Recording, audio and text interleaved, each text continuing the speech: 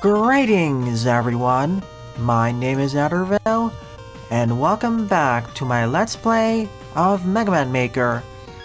In today's morning live stream, I'll be covering a combination of both Veersmith levels and levels I find online, hopefully more of the former. As always, quick rundown of the rules. I'll be covering levels for about 90 minutes to 2 hours, then move on to art, and on a separate stream, themes plus short reacts.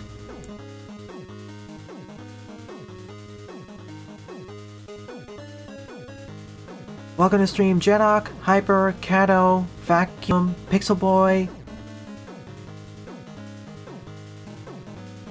Logan Evers, Jaden, all the watchers on Twitch, and anyone else who I missed.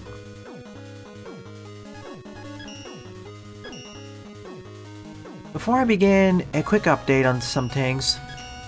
First and foremost, yes, I didn't have any weekday streams this week. Reason being is because I felt kind of ill due to reasons and busyness, so I had to take a more laid-back approach this week. This will not affect the streams during this weekend, though. We will still have at least 3 streams.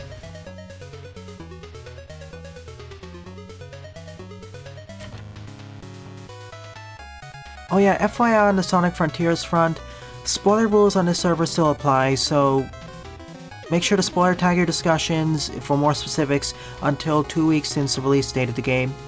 We don't want to spoil people's enjoyment of the game. But yeah, I will say in general that after looking at the reviews and stuff, it's nice to have something which fans really like, especially since Generations. Like, from my perspective, the last good 3D Sonic game was, or at least very fun one, was Generations. It took a while, but we got there. But remember, 1 week later, they'll be open, then we can discuss specifics.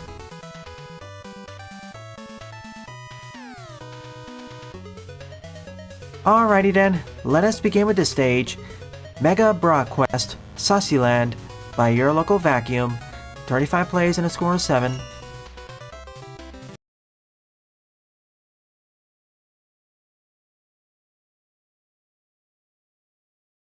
Hey, I like the journey too. I'll discuss more specifics about it next week so I don't accidentally spoil the game.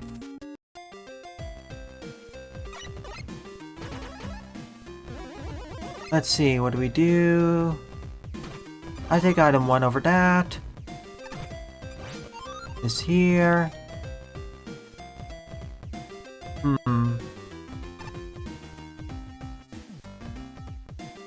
As much as I'd like to use the other, I'd rather have triple to break some of the bosses.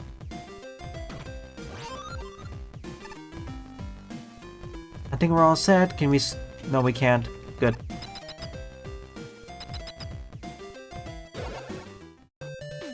Yeah, I saw. He perished yesterday to short-lived battle with cancer. Rest in peace.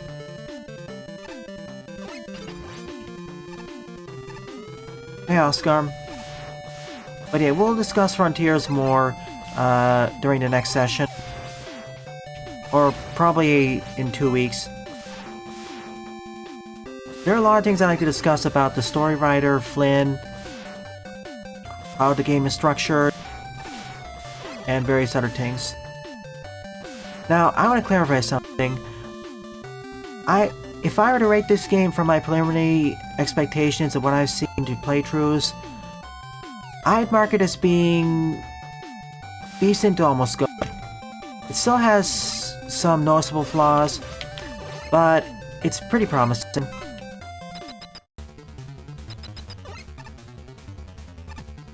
Hopscotch.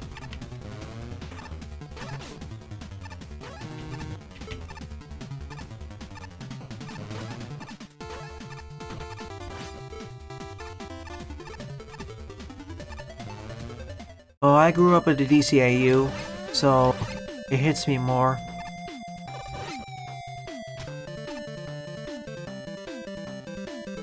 Wait a minute.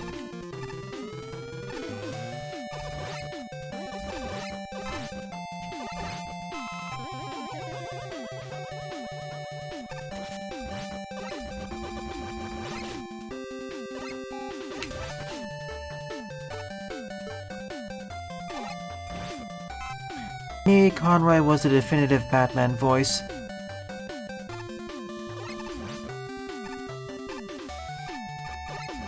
Hey, astronaut. When did you get your zappy guns?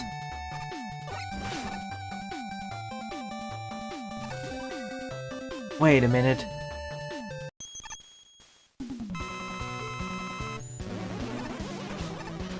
Is this one of the impastas?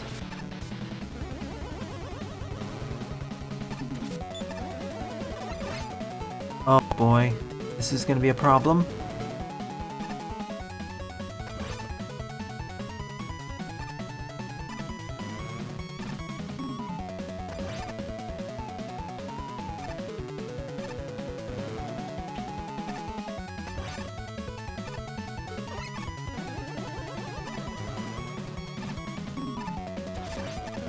Okay, he actually takes more damage than a Buster. Good.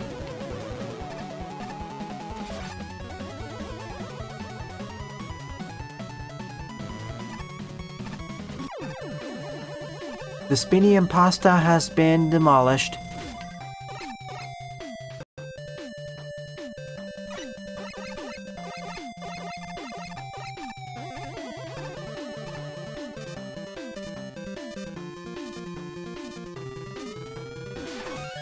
Oh, certainly. Cancer's no joke. Where the two routes link to each other.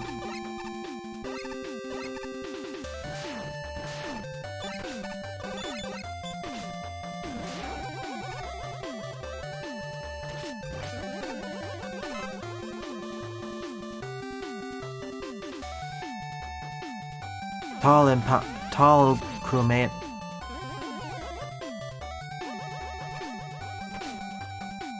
Who put all this fire here? Probably the impasta. I know it's imposter, I'm just making it sound goofier. Oh, this is gonna be a problem. Not much, actually. Now this is... Spread legs? Yoga crewmate? If only we could mod some of the enemies, like some of the Skeleton Joes into crewmate Joes or something.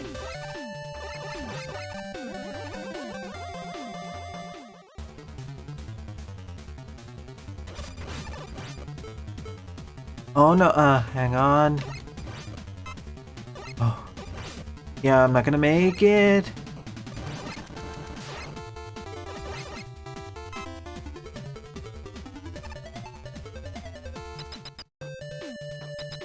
We're here. No checkpoint yet though, so I have to be on my guard, and I don't have that either. Of course, that's in the wrong spot. I frankly put this at the end of the list. What I'd give for being able to reorder my special weapon list.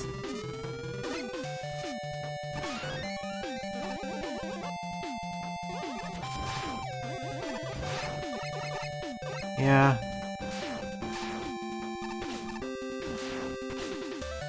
Hope you don't either.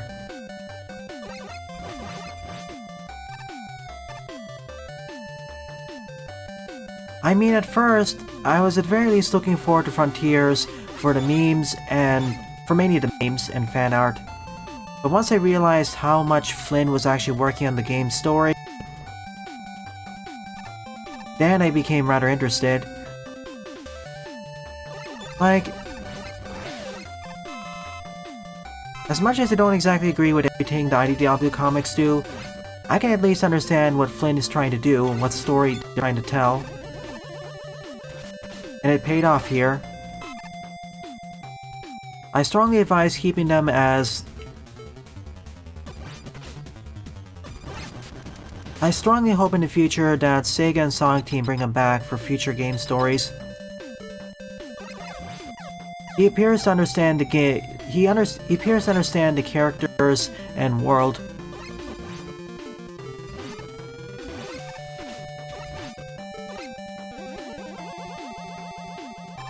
Flaming head impasta. Icy impasta. It's guts, man. But, I'm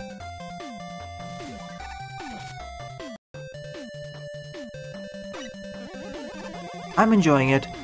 Its difficulty is a bit... well, I think it's fine, though...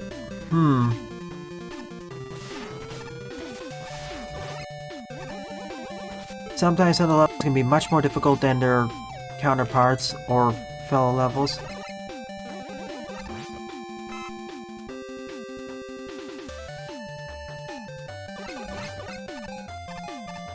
Like, if I was more of a speedrunner and understood what the game is going for, or the controls, then yeah, the game becomes even more enjoyable, as it has a lot of creative utility for your tools.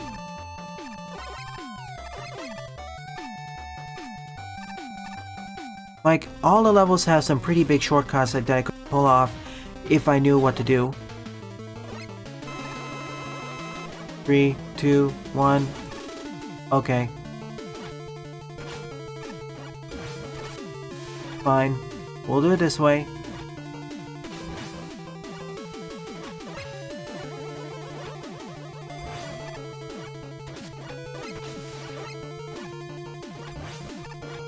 Yeah, unfortunate.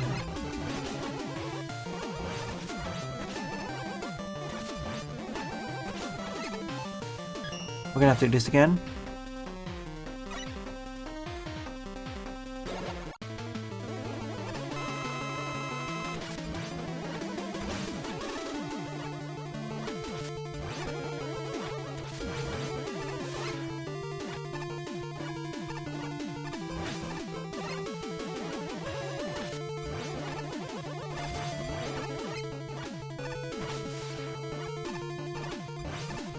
This is one of the reasons why I picked item 1.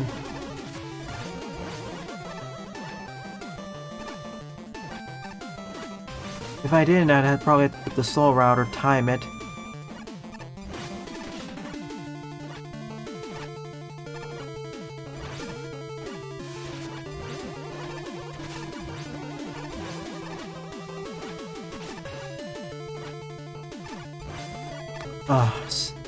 Paying more attention to this.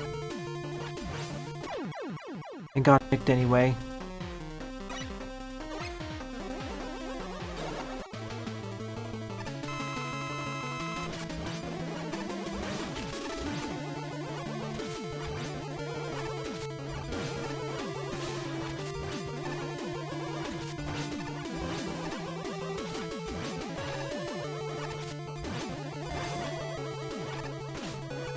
Also, if I was actually into more 3D action platformers, I'd like the game a lot more. For instance, the YouTuber NitroRad really loved the game, and I can definitely see why.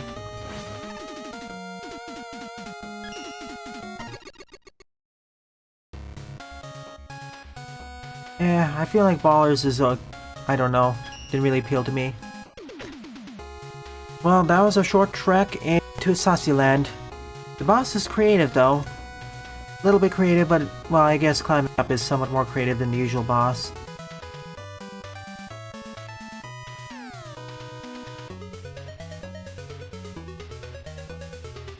I will note that we should have started with a more interesting environment like the second world.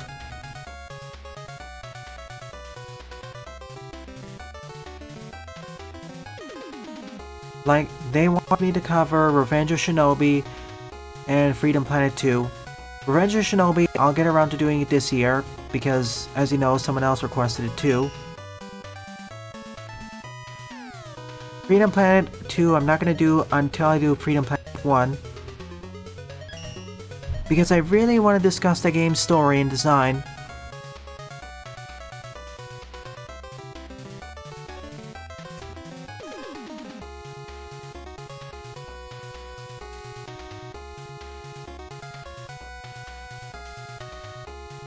Alright, let me get it.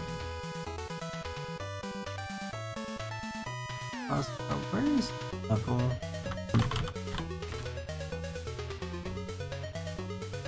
Okay, I found your level, Oscar. Xmod 1 will be saved for later.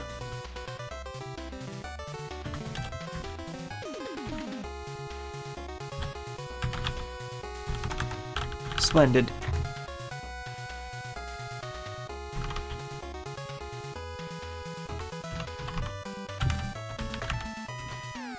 Second up is Blastman, Lava Fortress by Sappy's Pap 10. 11 plays, score of 2.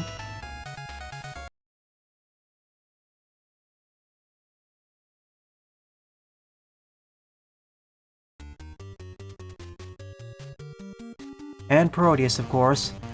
I'll even get around to that this year as well. When you say Parodius, it's the NES game, so we'll be starting simpler. Like, I have played and beat Gradius 3, I believe.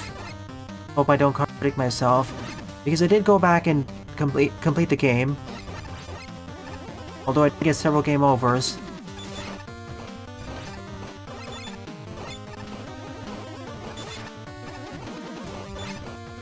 Just a lot of difficulty. So I should be able to complete Parodius probably without gaming over, but I will get some deaths. Sky Pilot, welcome!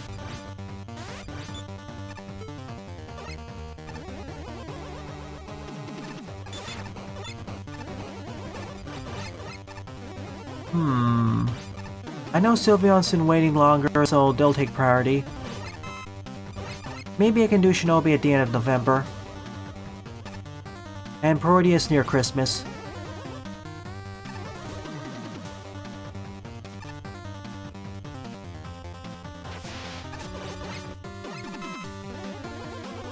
On other news, recently 2 games I've been interested in have been released. The first of them being Chained Echoes. Turn-based JRPG with X, looks interesting. The second of them being Lunasis, the demo which I covered back during Sage 2022. I moved that game to my playlist.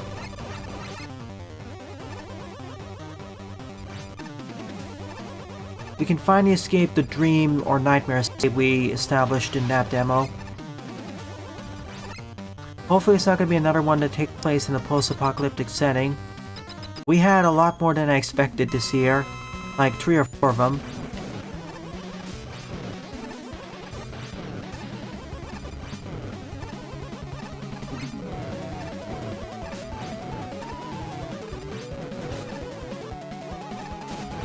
Congrats!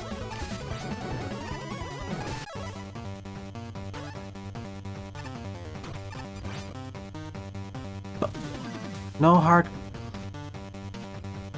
You already suggested multiple things, Pixel Boy, especially your one earlier the year. Please save those for next year.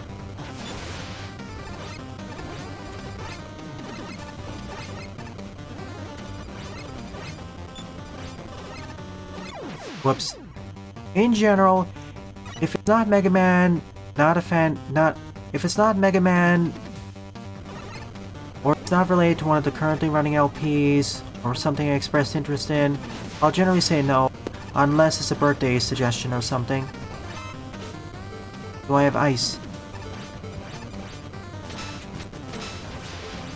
Guess not. We're gonna have to do it the fast way.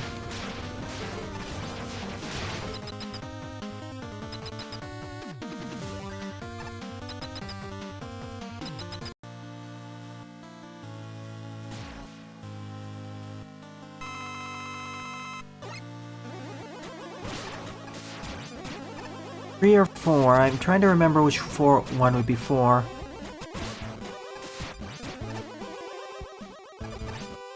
I'm not counting demos, by the way. That would make it way too easy. Yeah, the 4th one would be Anuchard. That's definitely kind of post-apocalyptic. I mean, the civilization... Well, maybe not post-apocalyptic now that I think about it. It's more like the civilization collapsed and the island literally collapsed. So, maybe 3.5? How do you classify Anuchard? That was fun.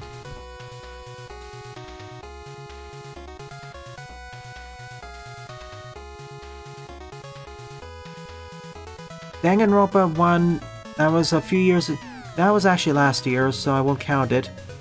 But yeah, that's definitely, well, I know that's, it is post-apocalyptic, yeah.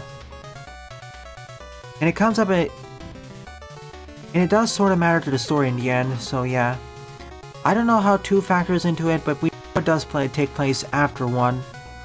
So, I guess it's also post-apocalyptic. Maybe.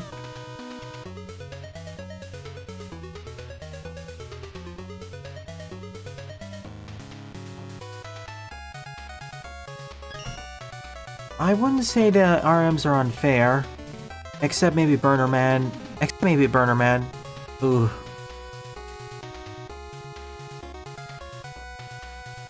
Well, Burner Man especially. Level design is reused. Enemy placement could be wonky. The biggest issues with the Mega Man base can be seen with Burner Man and especially Decaying Fortress with Mega Man. Oh.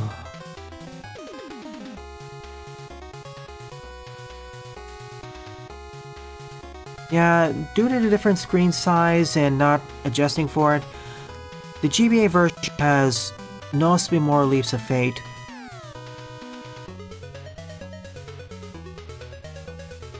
Aster Man being unpredictable is... I kind of expect that. If you get hit. Animal Man, well... Oh, wait, that also depends on what you're playing as Mega Man base. If you play as base and are not using special weapons, then yeah, that fight can last for too long. As Mega Man though, not really a problem. Just use a charge shot or button mash. Double damage hype.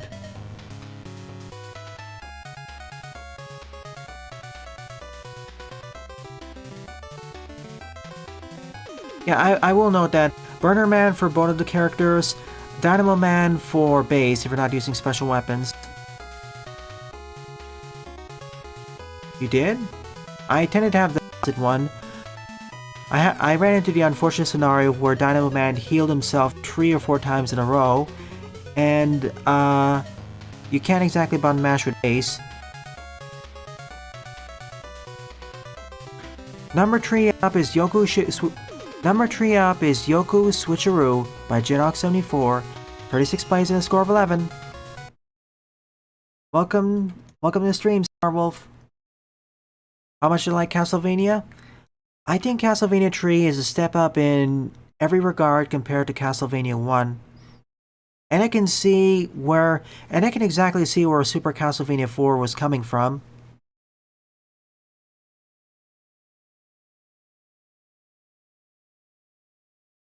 Like, Super Castlevania 4 feels like a direct sequel to 3, as it should.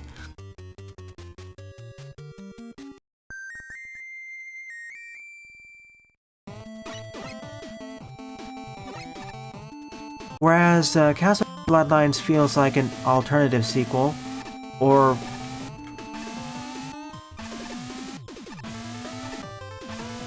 I don't know how to say it, kind of feels like... As much as I like it, the more that I play it, it feels...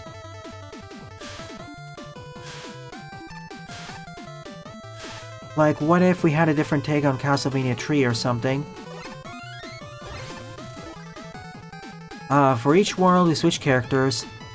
Blue for Mega, red for Proto.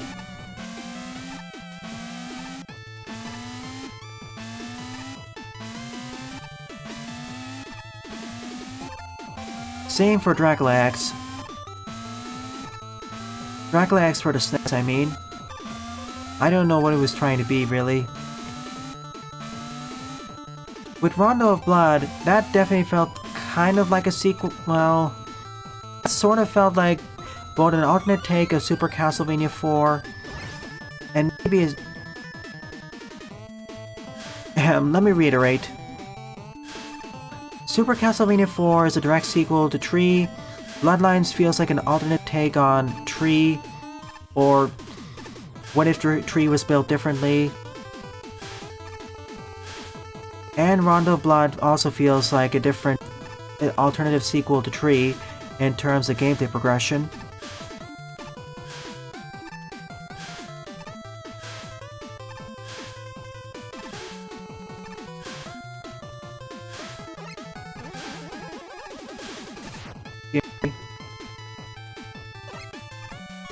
This is a slightly edited version of a stage a few months back, I believe.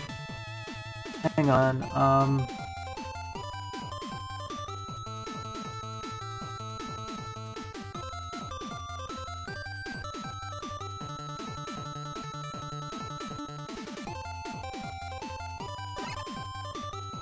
King Robot is owed.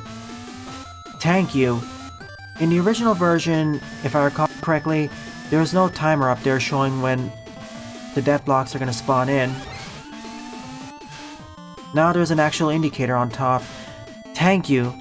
This fixed one of my biggest issues with this section.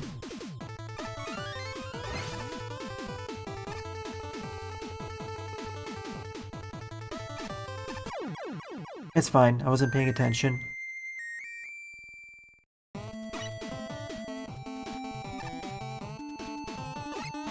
Welcome to the stream, everyone.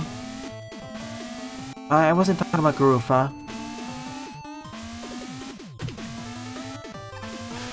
Also, to clarify, when I say post-apocalyptic, I mean... there's a different takes on post-apocalyptic. Like the one in Etora, I don't really mind it. Why, you may ask? Because the world is super colorful, vibrant, it's not really falling apart. The apocalypse happened way in the past. Now we have to tap out of them. Oh boy. It does get a bit tiring when you have the apocalypse right in the game itself, or main story itself. Okay, this section is so much less frustrating. I ranted a lot about this section because I couldn't see when those were spawning in, and the discrepancies popping up.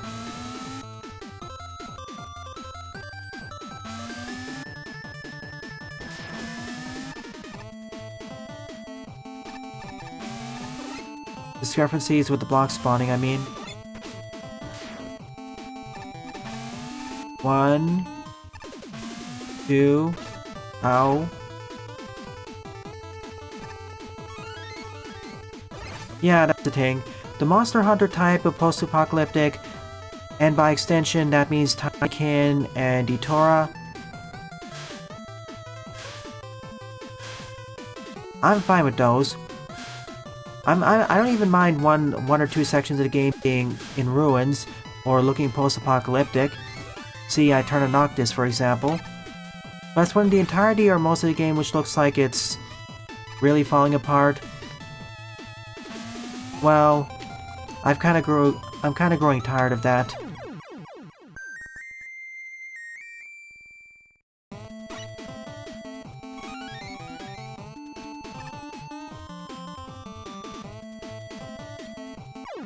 I'll just wait.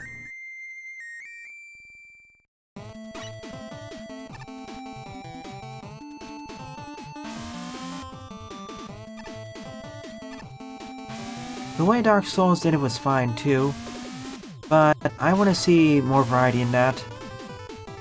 For instance, there's pre-apocalyptic, post-apocalyptic. There's also simply dark.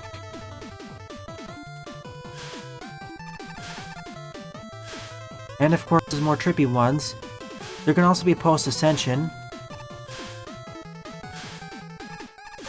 Congrats!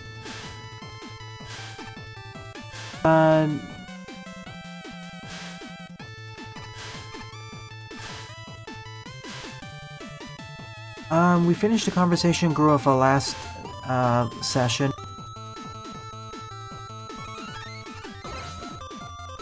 Alright. I kind of like the original version of stage. This just makes it better. Having the on-screen timers and some touch-ups to level design, now the stage is so much more enjoyable.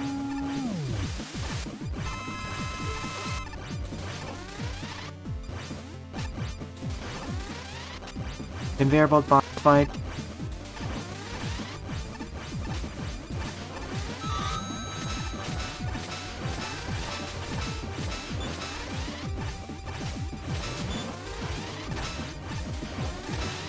Taking out the bubble shield first.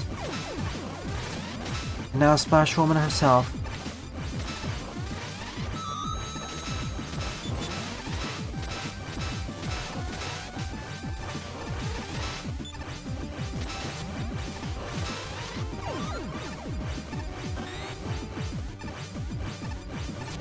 Goodbye. Third stage of the episode. Good job, Jedok.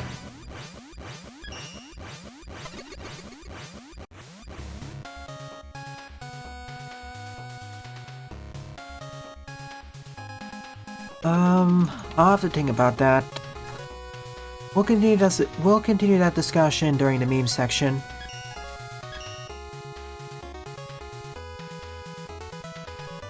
Hang on one sec.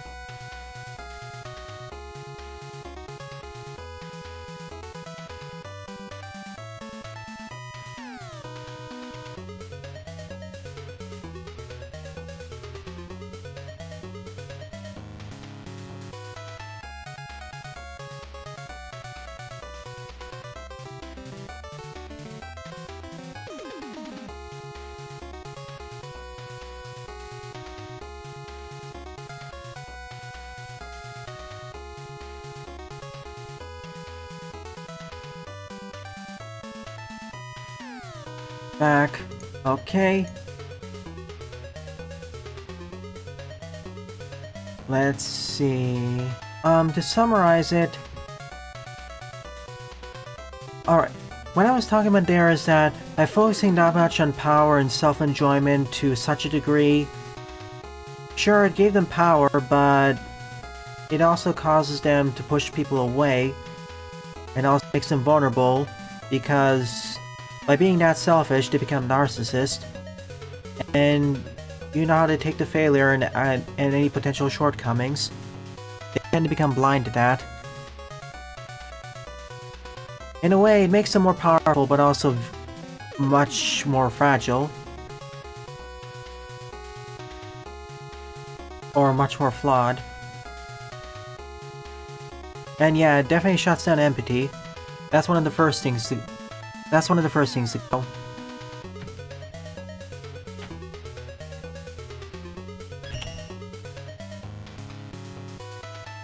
Board up is Splat and Roll by Oscar. 18 plays and a score of 1.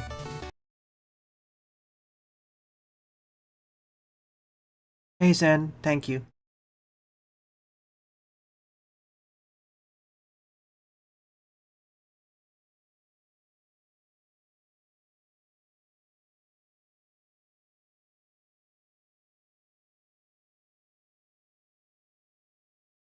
Oh yeah, 2 announcements once this stage loads up. I don't know why it's taking this long. How big is the stage? Second level from elements from Splatoon 3. Gotcha.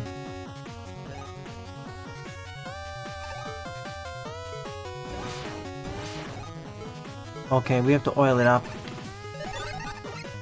Alright, 2 announcements. First and foremost, tonight's stream will again be Anuchard. Tomorrow morning's stream will be Demon's Turf. And tomorrow evening we may have a stream. I'm not sure. We'll see.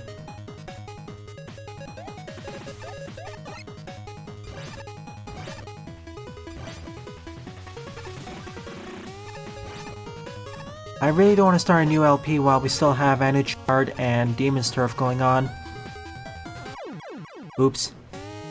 I would like to play Lunasis, but please, I don't want to do another one right at the same time. Anuchard is only really— oh, that was a bad idea. Anuchard is only really a 6-hour game, so I could probably finish that, then I'll do Lunasis. As Lunasis itself isn't that long either. It's like only 7 or 8 worlds. Nice.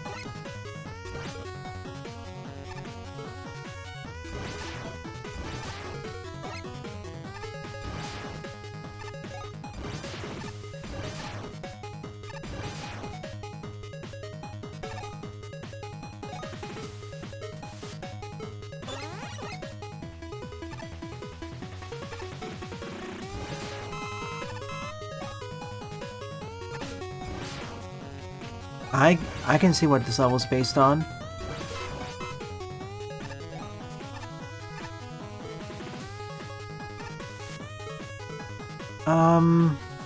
Give me a sec. Oh, I like this remixed version. So much more than the original.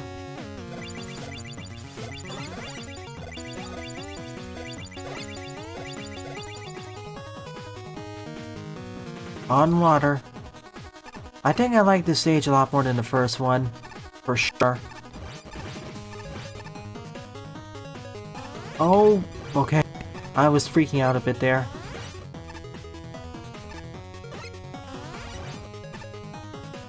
Push blocks to squish enemies.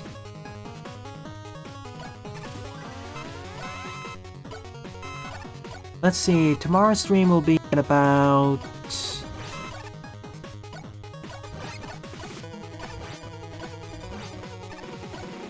10:15 a.m.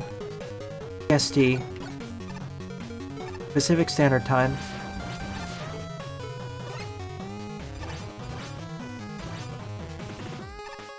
Or to put it another way, let's see. Tomorrow's stream will be in about less than 11.5 hours.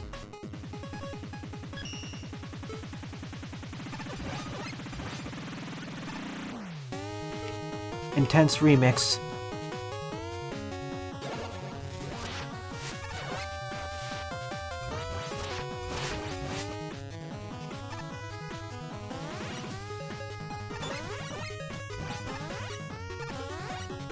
I like how you can touch them without even activating them. That's nice.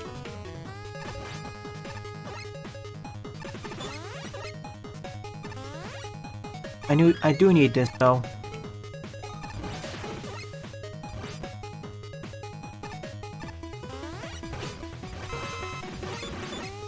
That still got through, sadly.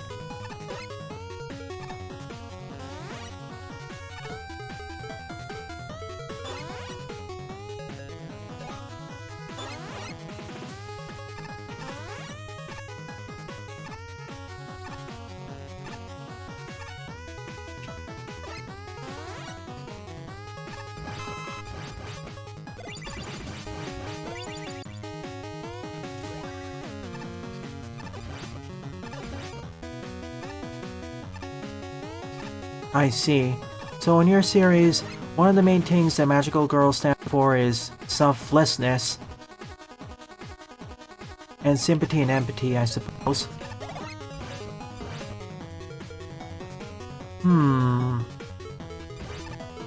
Speaking of magical girl stuff, when Night Witch comes out eventually, that'll be on my to-playlist too. I've seen some screenshots about later parts of the game and some discussions from the devs, and it's interesting. There'll be some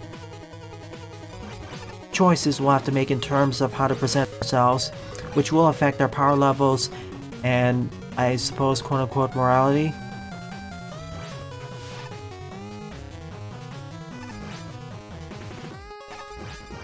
Hey, Brickman.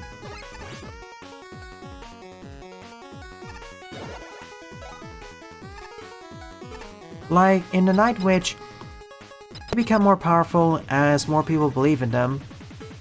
But, how do you get more people to believe in you? Not every system, not every means of doing it is exactly quote-unquote moral. Oh, hi there.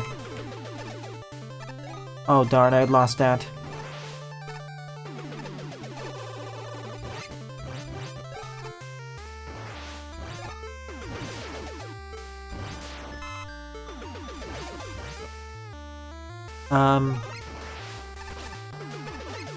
What's her weakness then?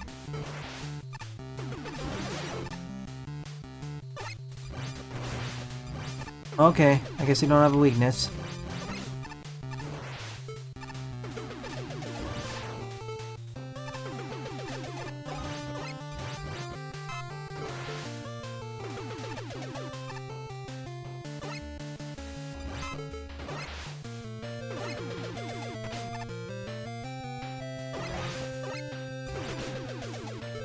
Sort of works, but not good enough.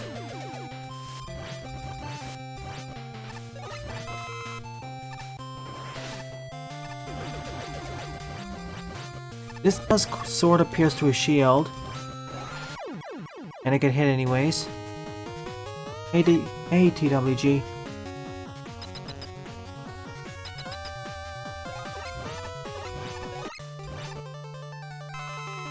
Oh, Hardman's role was actually in that game? Interesting.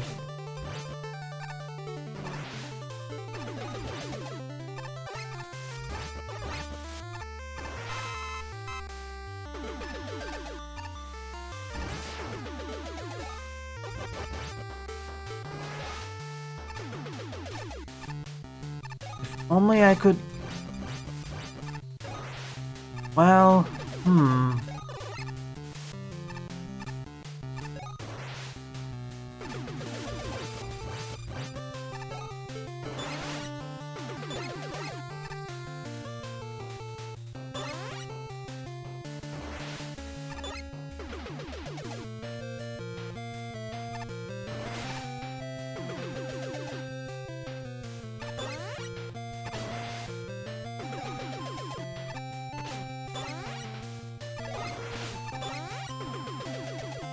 if only he could get up there.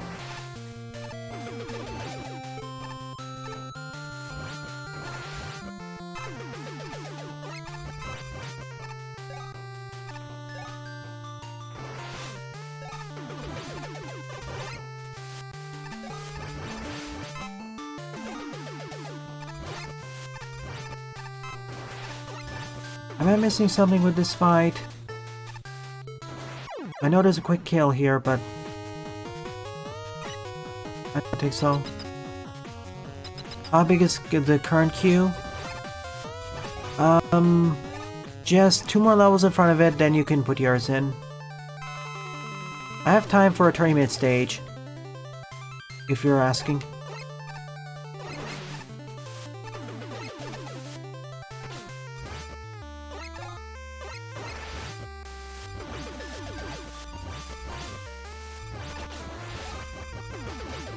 Oh, this is where I wish I had Roll's broom.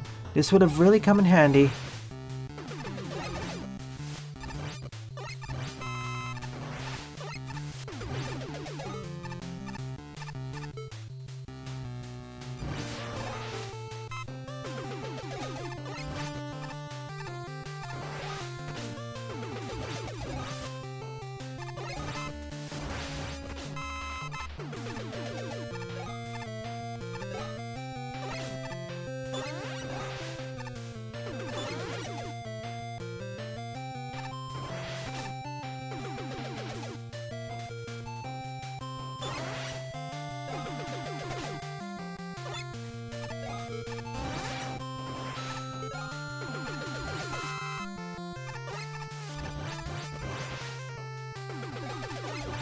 This is gonna be a slugfest.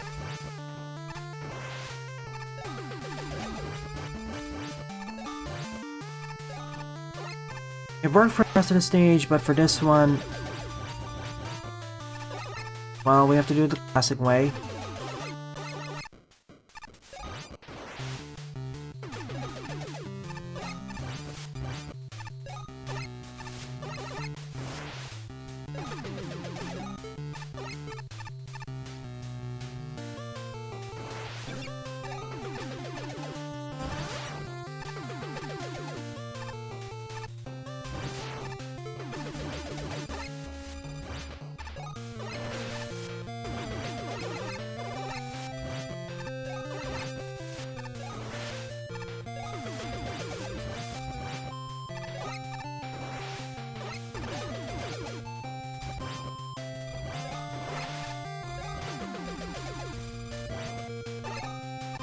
One more. Ah, it's done. I don't know why the stage took that long to load up. It wasn't really that long.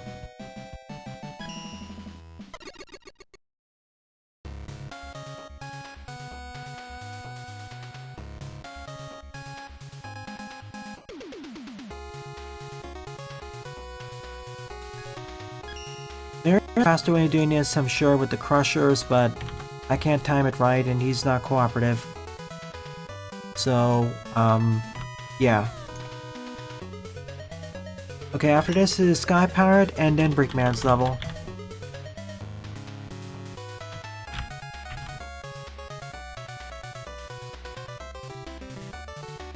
Alright. Fifth up is No Reset Speedrun CA Switching It Up by Sky Pod Samurai. 18 play score 3.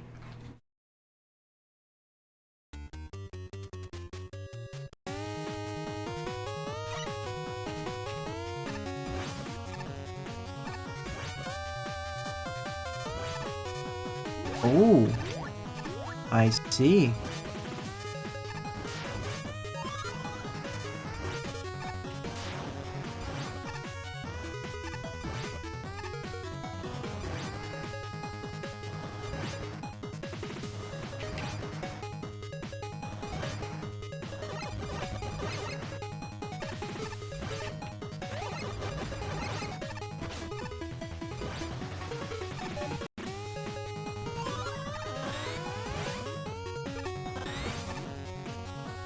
Ah, auto slide. Why I wish I could turn off that shortcut.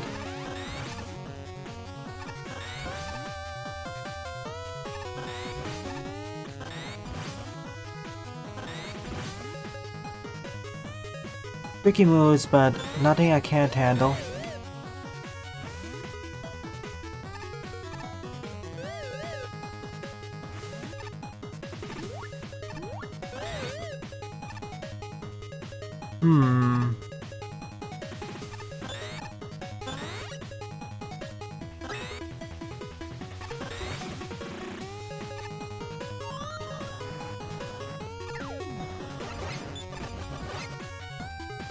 Taking a bit slower pace, just in case.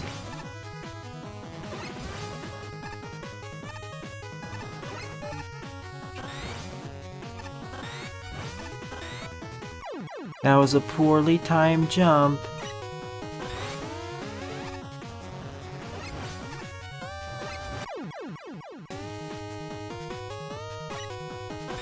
Oh, certainly. None of the NRS levels I'd say are bad. They're all pretty fun showcases of speedrunning through stages. And yes, I know I'm doing quick resets, but by this point I pretty much lost.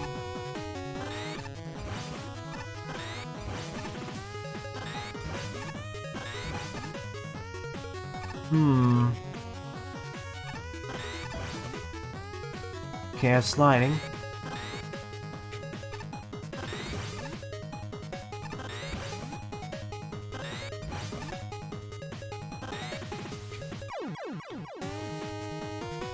I thought I was a bit further, but I'm not. Here comes the hard part.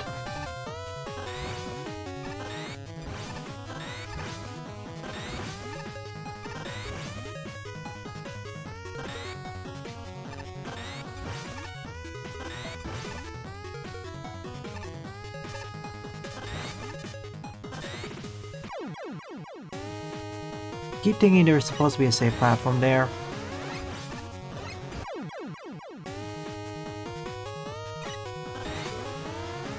I'll get there.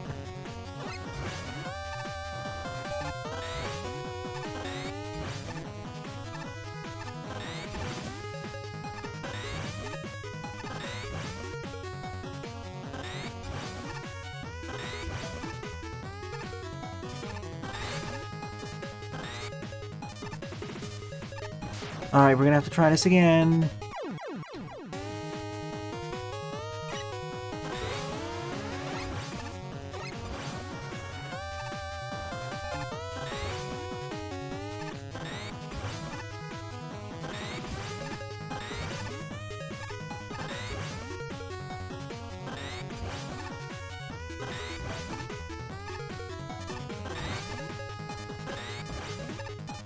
Got it.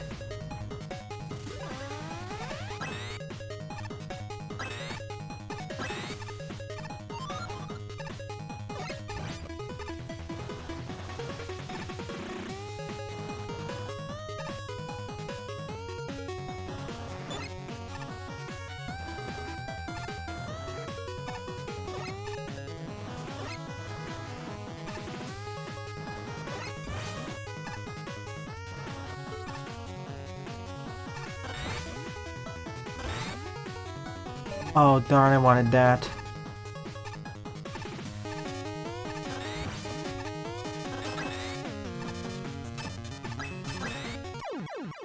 Okay, I see what I need to do there.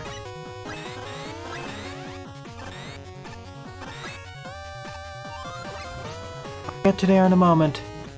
I know I have a bunch of chat messages which I haven't seen. I'll get there. This is one of the harder NRS levels.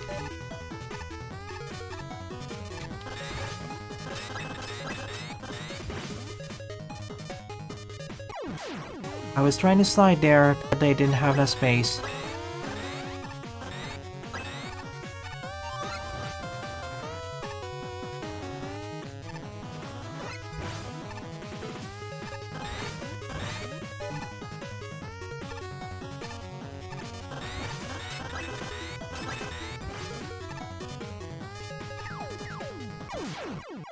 This time I got crushed.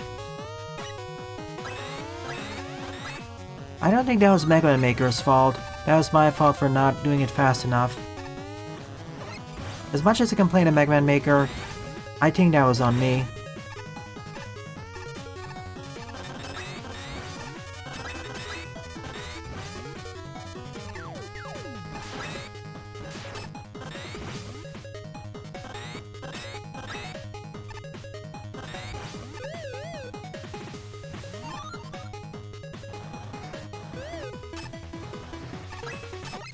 We did it. I dare say this is the toughest no reset speedrun stage I've played in this series. Still pretty enjoyable. It's like a challenge stage, it's like a final exam stage of sorts, the final echelon or final tier, to really teach you or to see your understanding of timing and switching things up. It's like a hard... Let me do a comparison. Whereas Yoko Switcheroo by Geenock was one of the easier to normalish stages involving the switch blocks and the switches, this is considered to be a hard stage using them. Alright, time to catch up on the last 5 minutes worth of messages.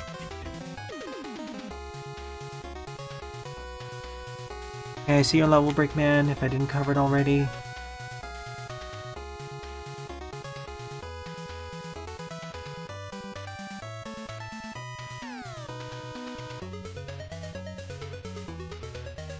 Selflessness, empathy, overcoming trauma, overcoming trauma, that, and self-acceptance.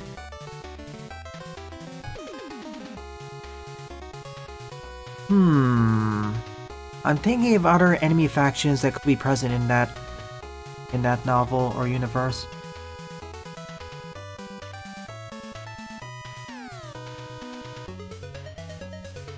Oh yeah. These are built to be played. These are technically built to be played fast, but they are perfectly enjoyable even if you play them slower for the most part. For most of these, you aren't forced to go fast. They have a low skill floor, but a very high skill ceiling, is what I'm saying. Hated her. I will get back to Danganronpa next week, don't you worry. I'm very sure we're gonna be entering the fort investigation really soon. I'm almost certain.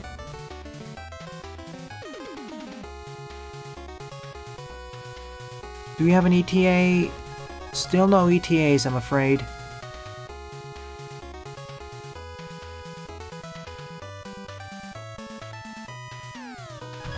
Cool. Let's see. Will this say it? Okay, I haven't covered this yet. It's an older stage, but it should work. Sixth stop is Night Mission. Find 7 keys. Warning, might lag. By Brickman. 20 plays and a score 0. It's a bit of an older stage, released about 3 or so years ago. I'm gonna look up online at WebMecha's website to see how big it is.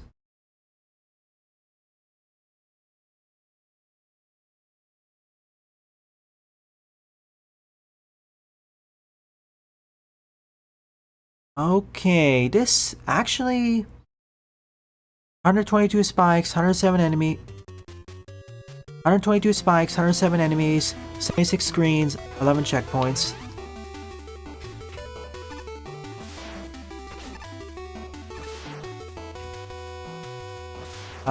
Something's wrong here.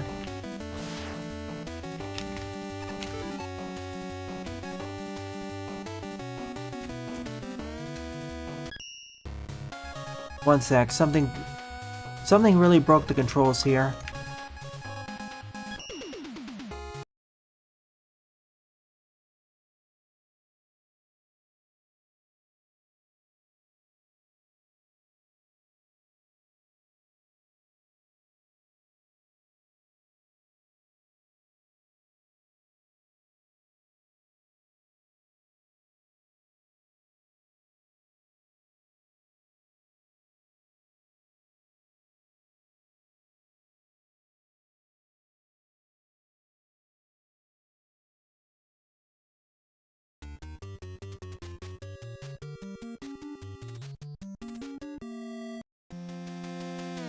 Okay, take 2 of this. Okay, the controls are working properly now. For some reason, it wasn't accepting several inputs. Anyways, this stage only really has 76 screens, but the reason why it takes long is because it's a maze. I think.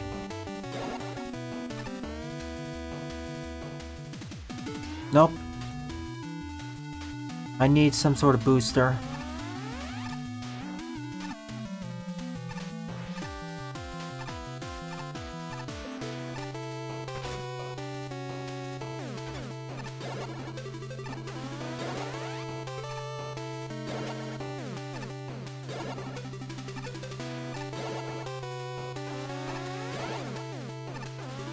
Oh no.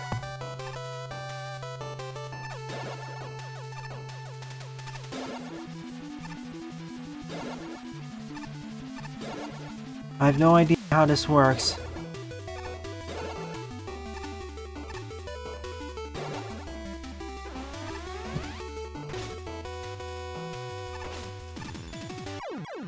Let's try this again.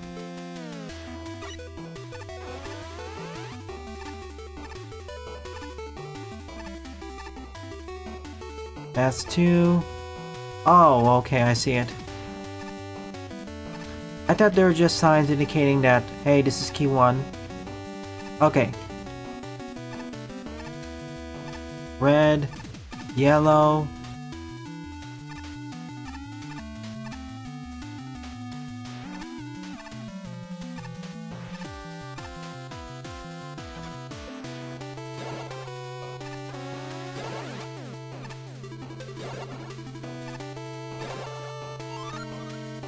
Got it.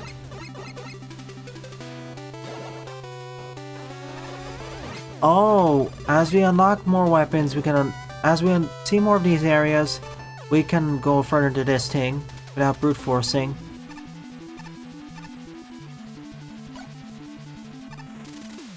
I get it.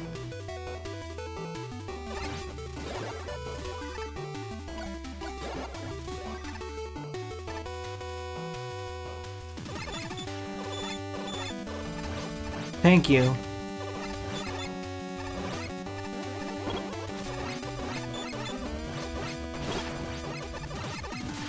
Thank you for the replacement.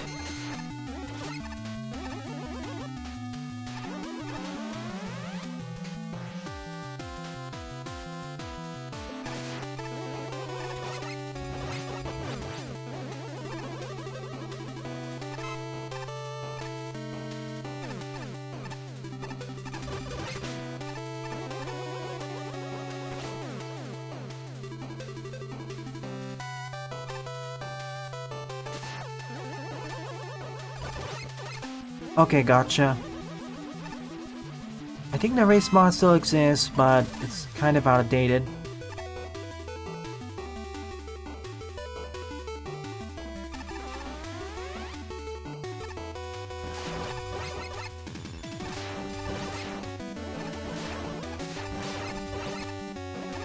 I mean, it's worth a shot looking here.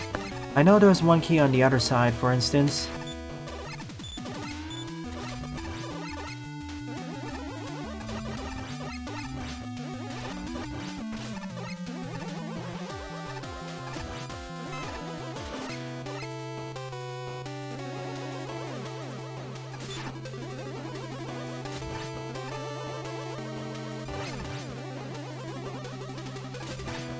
One more.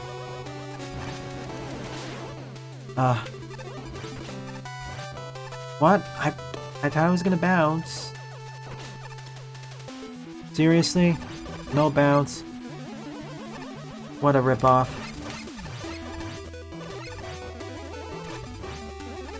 Should have waited.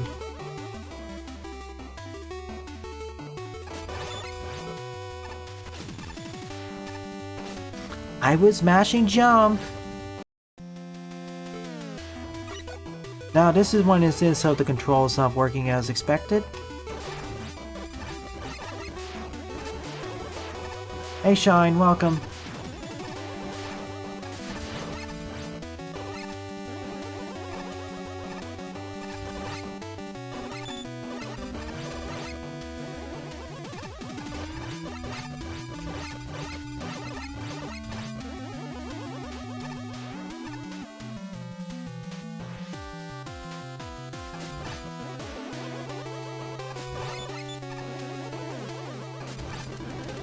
Okay, this time I'll wait because I can't trust it to do jumps properly.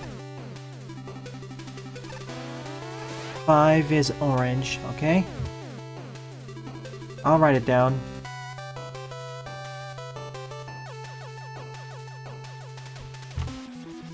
Or 5 is yellow, really.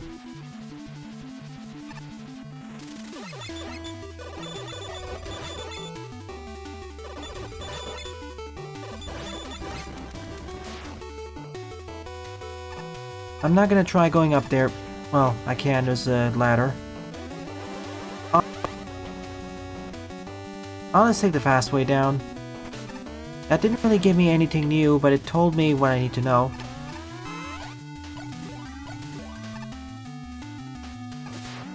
Yep, I do. I will note it down for later.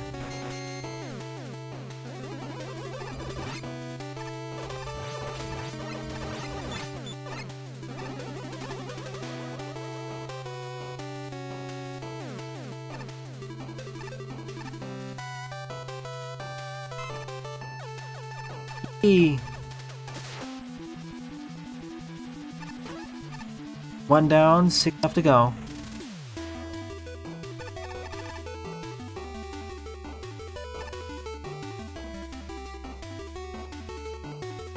Can't go down any of these paths.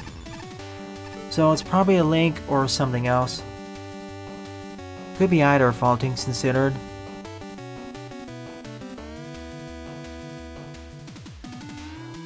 But yeah, there was an odd thing over there. I know there was a key on the other side there, but I can't quite reach it. I need some mobility enhancers or something. So I just need to backtrack and I'll take the icy route now, I suppose.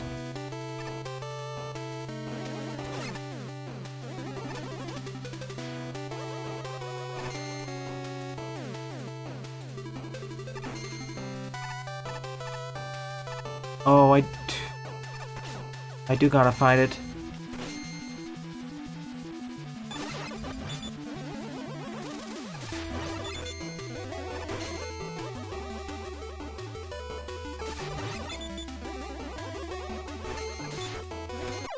I'm dead because I can't sink through the sand fast. I have to actually time the platforms properly.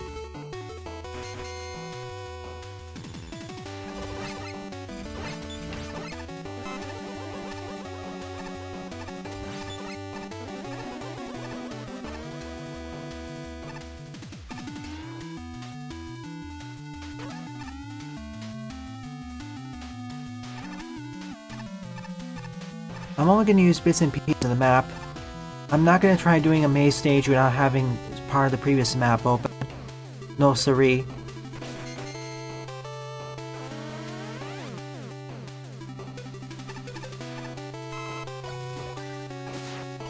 What is the advantage of fighting him, though?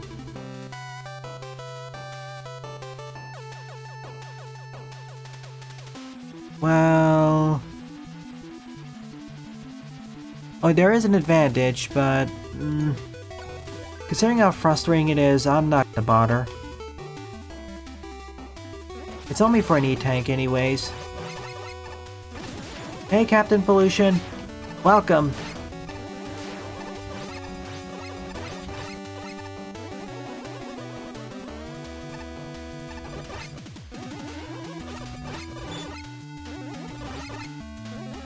Hospin is the only weapon for now.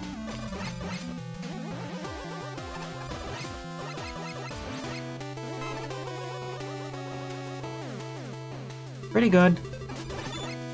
Just trying to find our means to escape from here.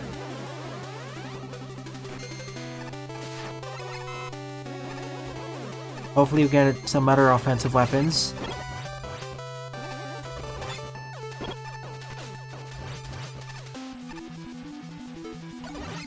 Okay, we're back here.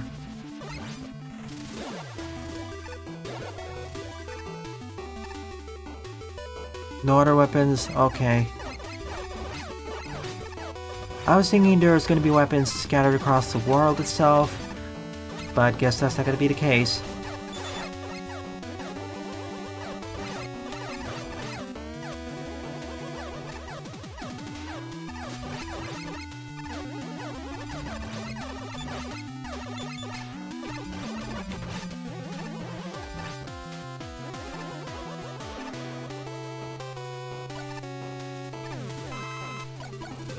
Gonna go down because I think there's a key. I'm only seeing the map in bits and pieces, not the entire thing at first. Where's the fun in that? I'm kind of using it more like a Metroidvania, as you cover more and more of the map as you progress. Okay.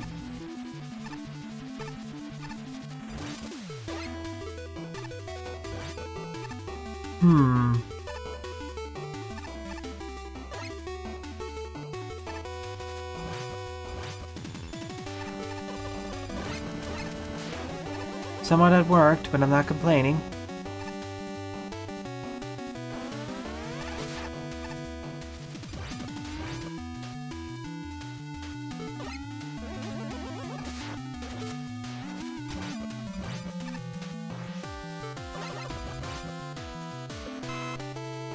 Six is yellow 2.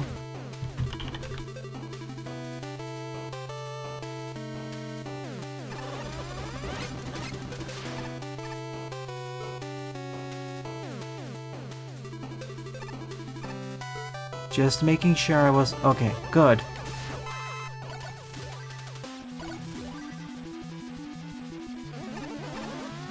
Just want to make sure of something.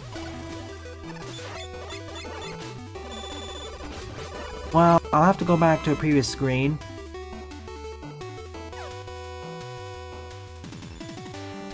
Well, if I drop down then, I'm dead.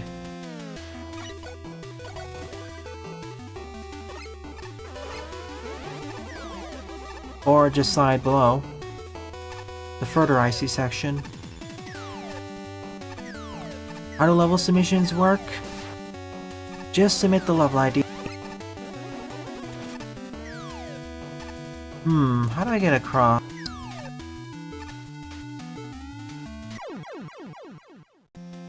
This isn't even numbered either. There is a way I can get across, but it's gonna be a bit tricky.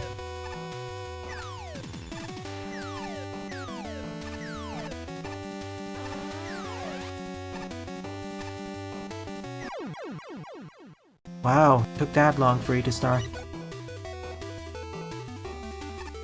Precise, the patio. But I need to time it just right so I can actually get up there. Or I have to access it from the other side, I'm not sure. See, not fast enough. Why are you dropping it so slowly? Thanks, Red made it.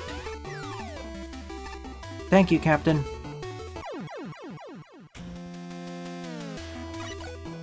Let me quickly check this.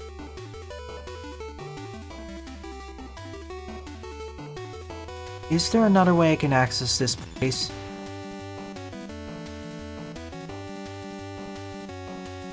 I mean, technically, yes, I can go back, but I'll give this strategy at least 2 more attempts.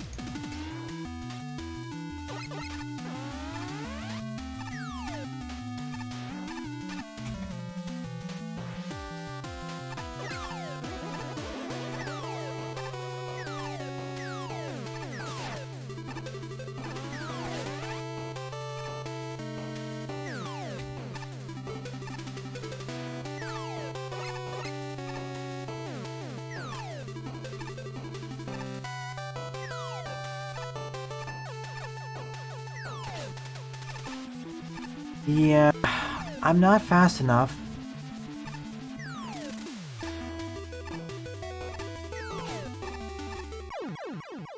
See, I need to task it. Alright, this place is blocked off then. We're going back. Thank you, Shine.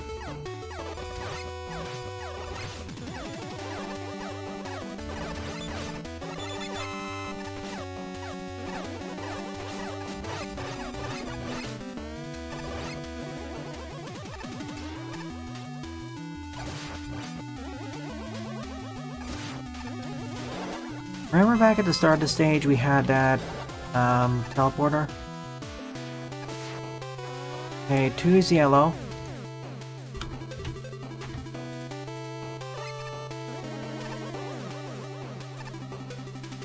One's red.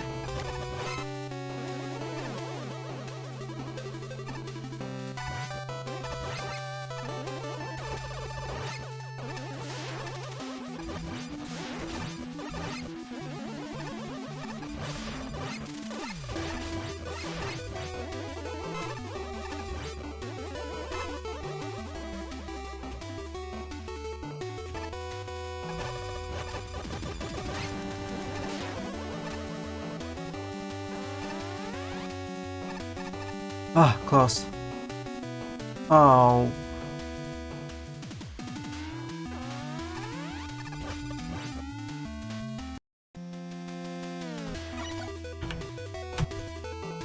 It couldn't be that simple.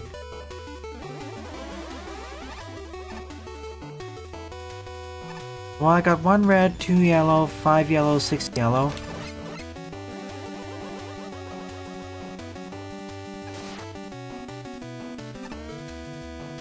Yeah, right now the Mega Maker community is smaller but more dedicated.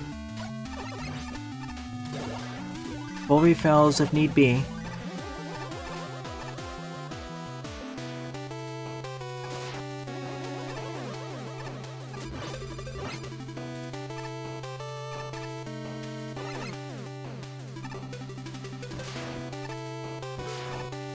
Anything down here? Okay, we gotta get up then.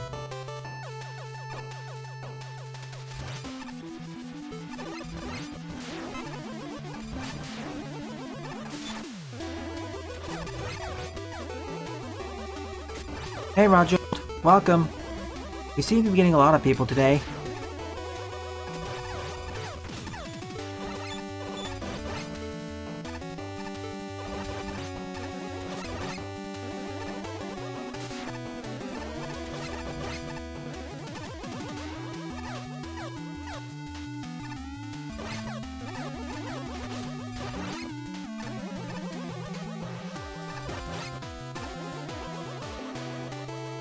We appear to be in a junkyard of sorts. Hey, I appreciate this as opposed to getting stuck in the sands everywhere. And getting sand in our mech boots.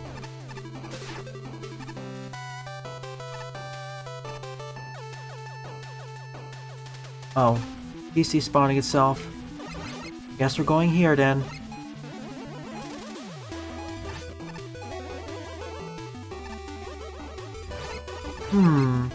This also looks pretty icy.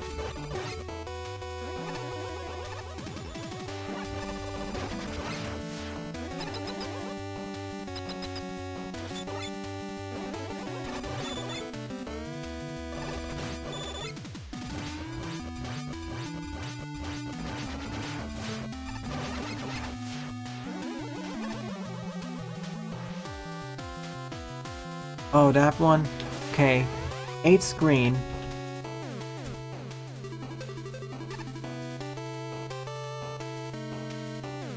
Here's the key. How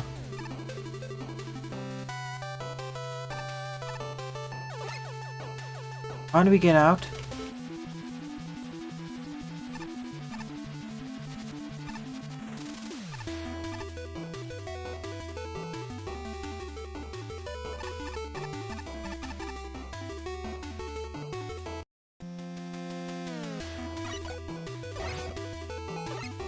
We need that key, by the way.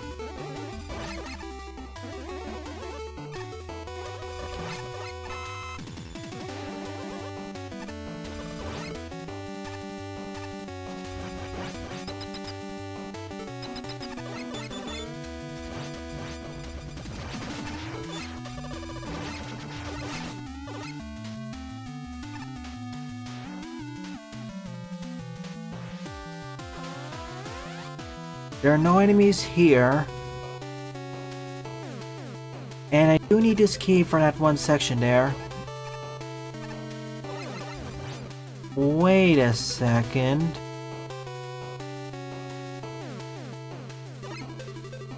Come this way, please.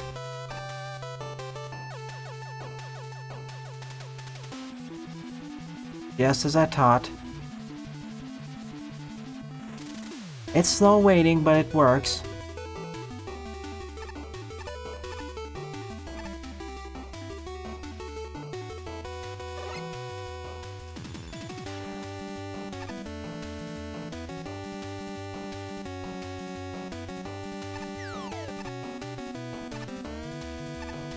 I've done this exact same trick in the past.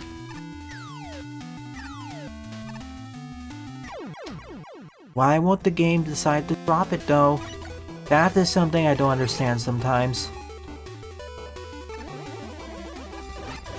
Like, the detection radius on those icicle texts is kind of smaller than what you expect.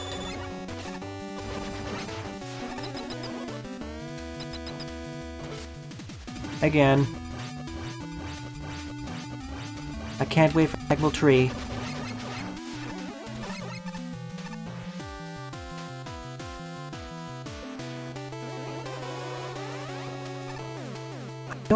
I know this trick because several stages have done the exact same thing. The thing is though, they tend to put the icicle tech closer to where it's supposed to be.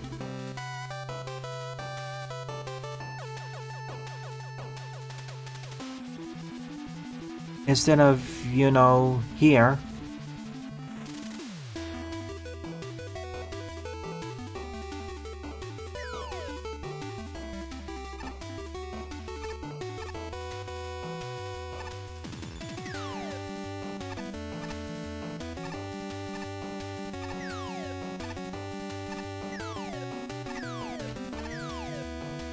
Now you decide to work.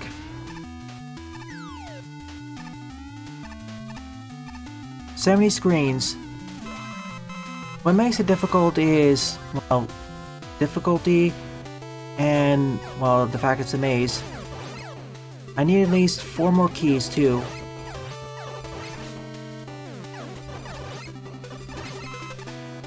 I passed by a few of those keys, but I can't quite reach them.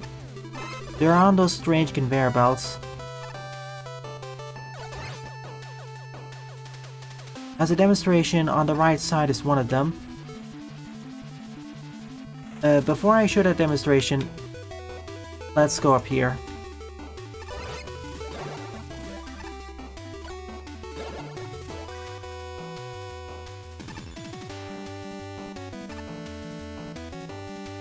On the right side of that is the conveyor belt.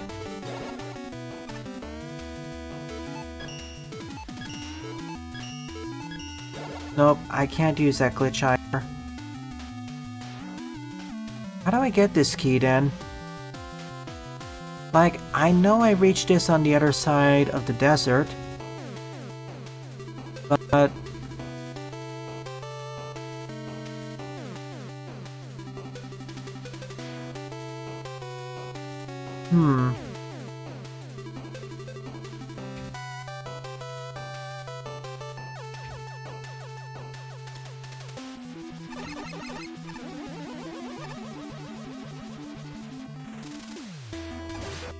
Any hints of how to get that one?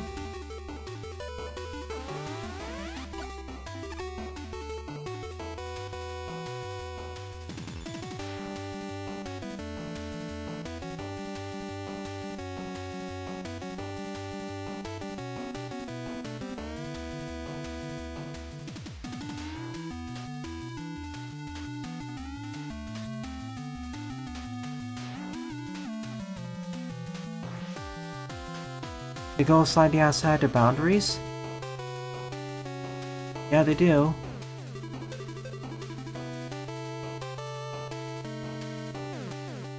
But...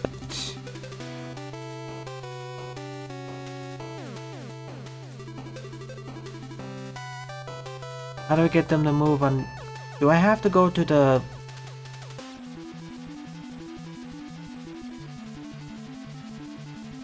yeah, I do.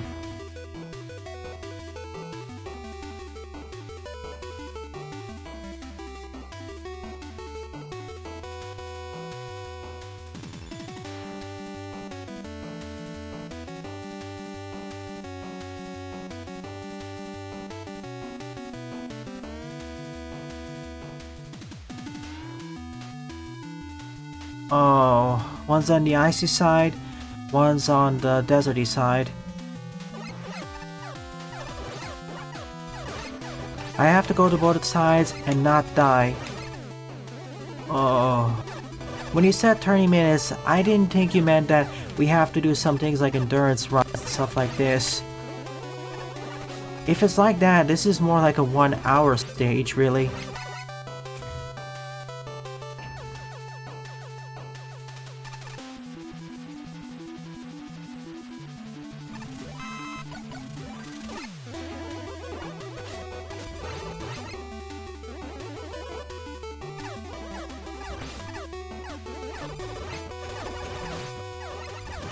It is, but oh my goodness, everything else around it.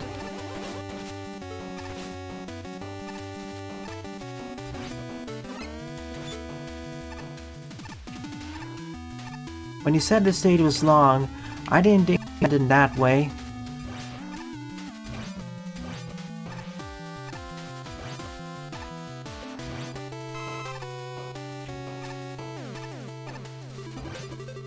How do you get up there? Oh yeah, I see. Throw some balls.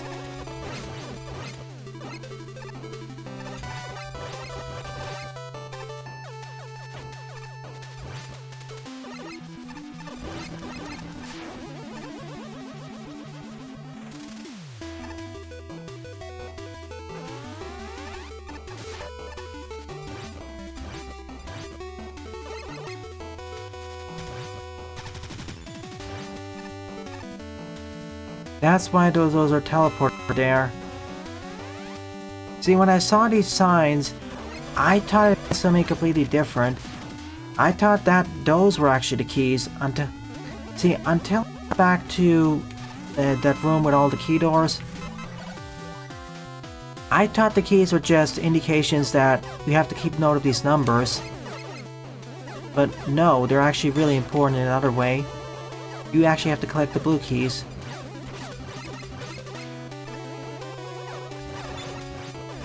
And yes, we do have to keep track of the numbers too for the last key, I believe.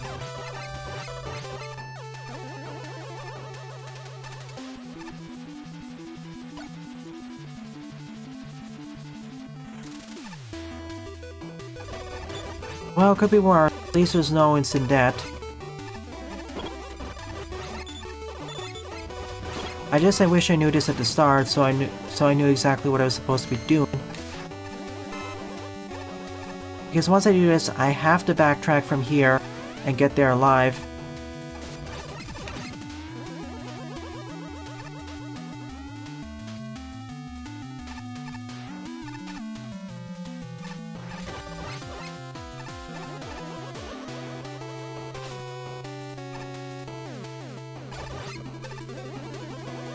I don't have any E-tanks right now to help me. Well, at the very least, I have these pickups. To be fair, if I was doing this would be no issue.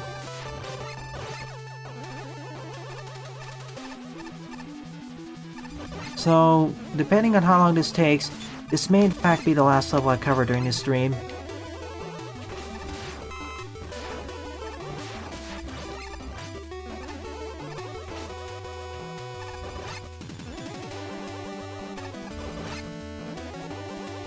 It's ingenious though, but I just want a bit more forewarning about how the stage is structured. It's not exactly a maze because initially I thought it was going to be more like a Metroidvania then. It's more of a case that you have to access the same room from multiple sides.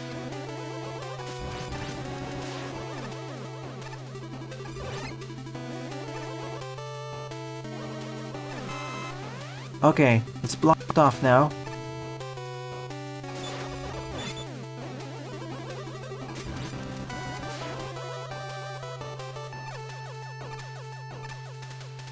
Now we can backtrack up over there.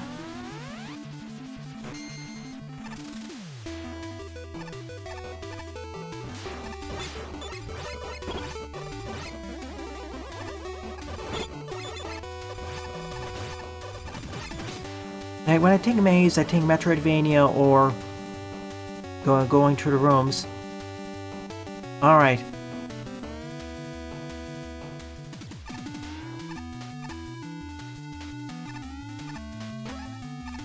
We made it.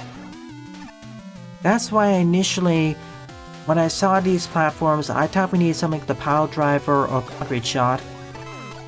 Because we've seen a bit crazier moves before. Okay, I'm gonna check the map just to make sure I have everything.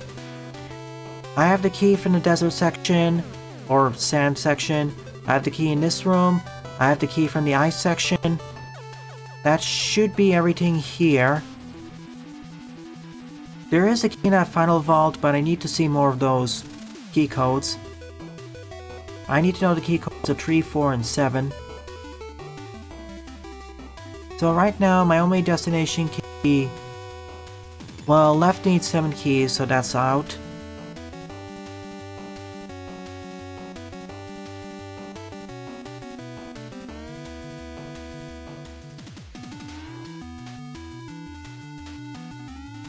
So my only way I can go is up.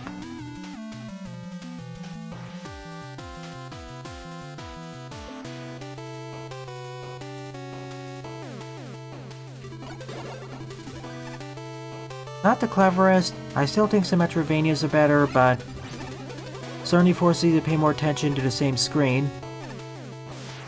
A similar system was used by, I believe, Vacuum and a few designers to add a quote-unquote live system to the game.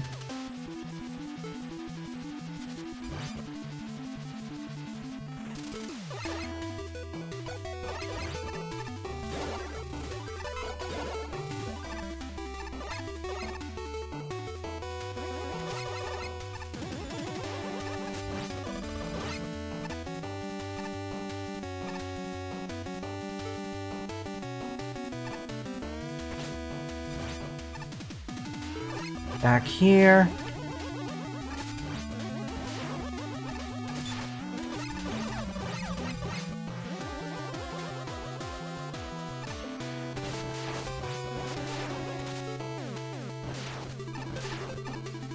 How can we get up there?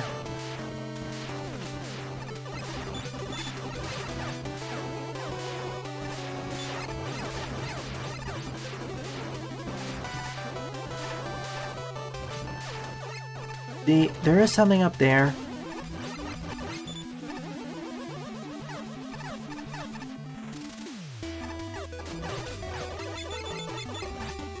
No kidding, Captain Pollution.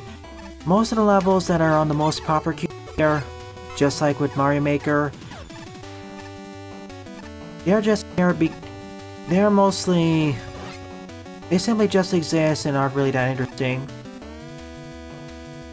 They feel at best incomplete, at worst, they're just there because of funny names or some sort of joke. It's only on very rare occasions where they stand out in some interesting fashions. Okay.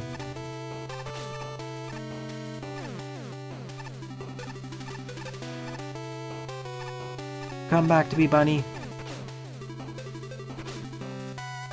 Oh.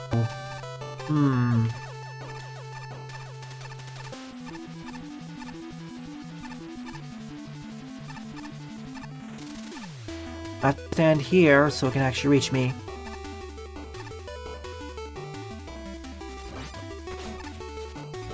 Now we can get up here. Something's to the left. Well, I know what's left. It's an E-tank. Looking at the map, this isn't really a maze. It's... well, different. One down.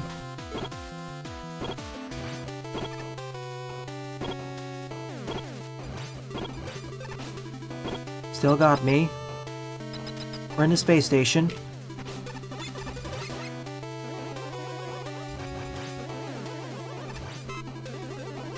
And key number 4. Tree left to go.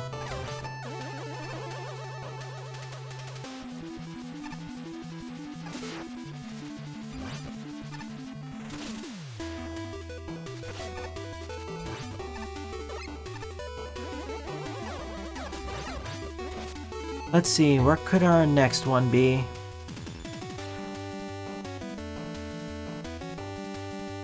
Well, nothing's back in the spaceship, so...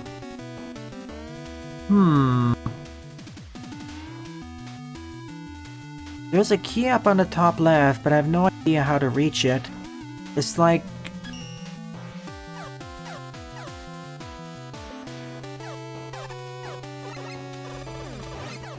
First note, checkpoint, please.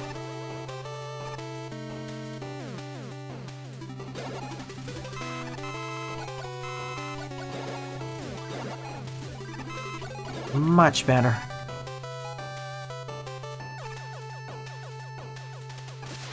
Hey Red, welcome to stream. Glad you could make it. Oof.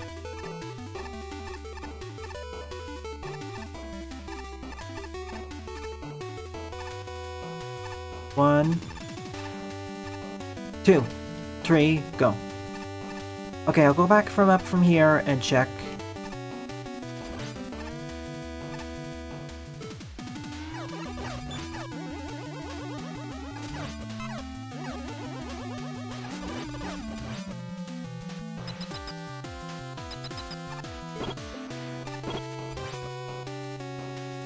Oh.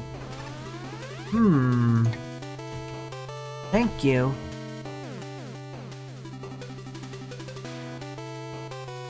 So let's see, we need 3, 4... We just need 3 and 4 now. Somewhere.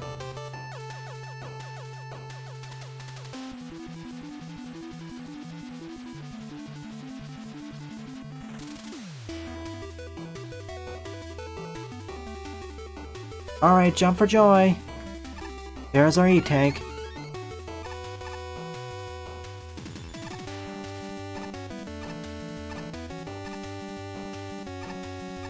Hey, we should be able to jump off here.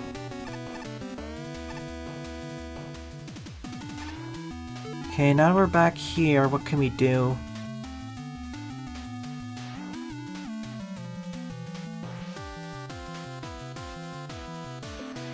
What path have I not explored yet?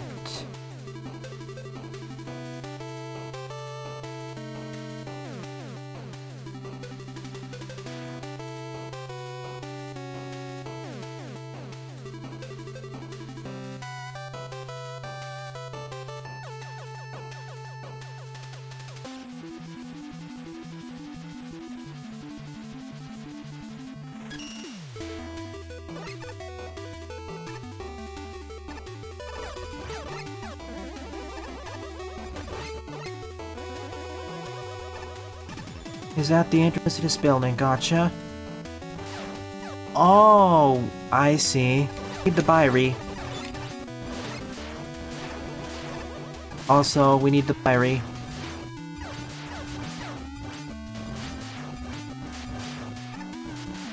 Because it can climb up the wall, can't it? As long as I don't destroy this. That explains a lot. Alright, 2 more keys left to go.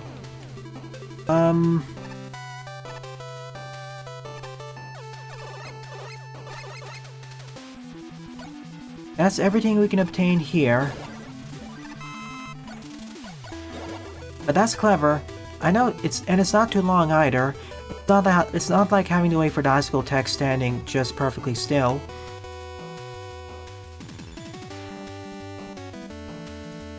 Wait a second. There is in fact one location which I didn't exactly check properly.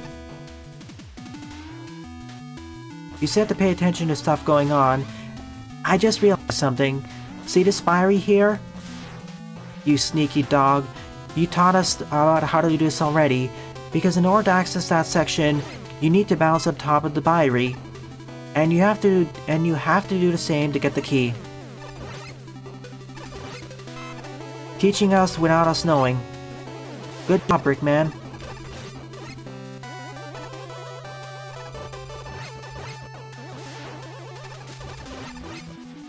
The only really pain part was the desert sand section and the one screen requiring 2 angles. Like, if I understood how the stage worked, I'd be done 15 minutes ago. See, this looks a bit suspicious. Like, where are the force beams coming from?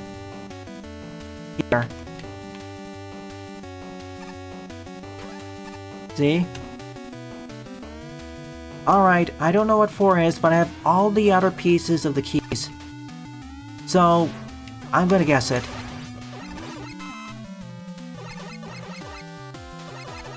4 was somewhere, I don't know where it is, I don't care. We'll brute force it.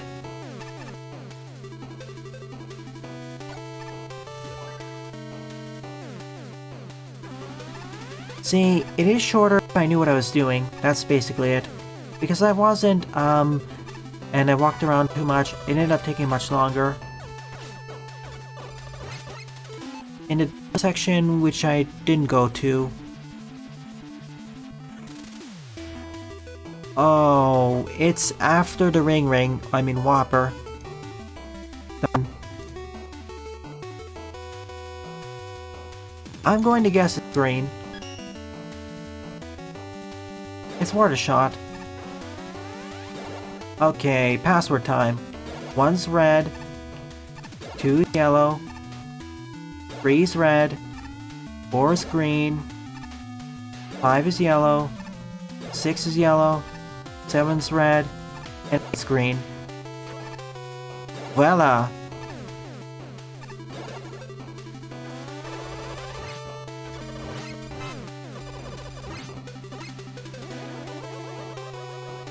Now we can get out of this place.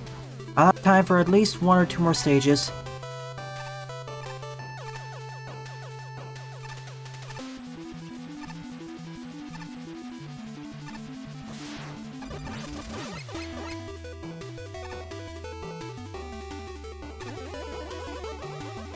I wouldn't say exactly perfect, but very clever. It kind of reminds me of a few other level designers with how they place secrets in and stuff off the beaten path. I almost fell and those 2 fell.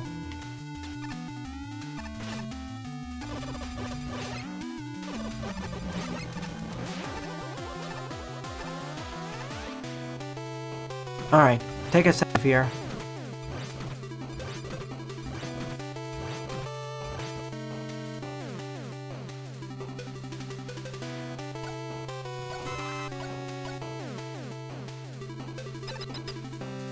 Okay. Well, we don't take any damage.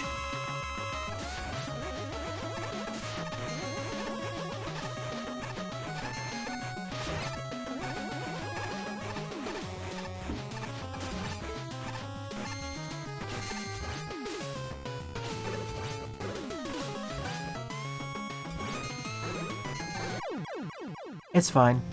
I wanted to see his weakness and play around. Now let's do this for real.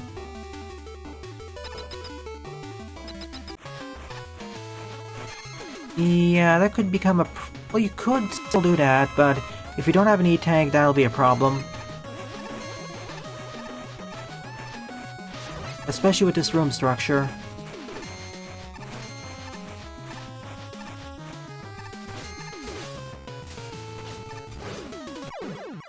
See, the problem is the crushers deal a bit too much damage, so trying to use a top spin is only really viable when he does a swoop.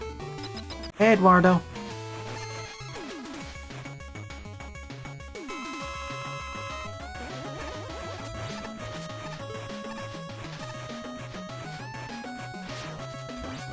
Case in point.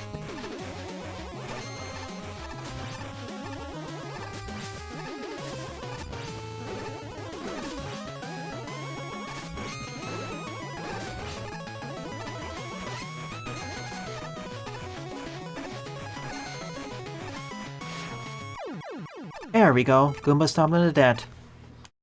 Outside of a few annoyances and trying to understand the stage initially, I got it and I enjoyed it. And thank you for the great assistance, Brickman, Vacuum, Jaden, Pixelboy, and everyone else here. If you weren't here, I'd probably spend 15 more minutes on the stage. Also, special mention goes to Mecha's website so it can actually have a map of the stage. It's not exactly necessary to have a map, but it comes in handy.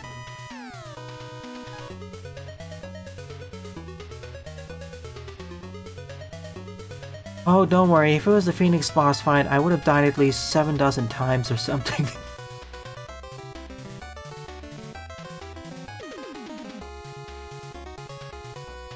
Like I said with Frontiers, it's not perfect, it has several noticeable flaws, but at the very least, I can safely say, to me, it's at the very least decent.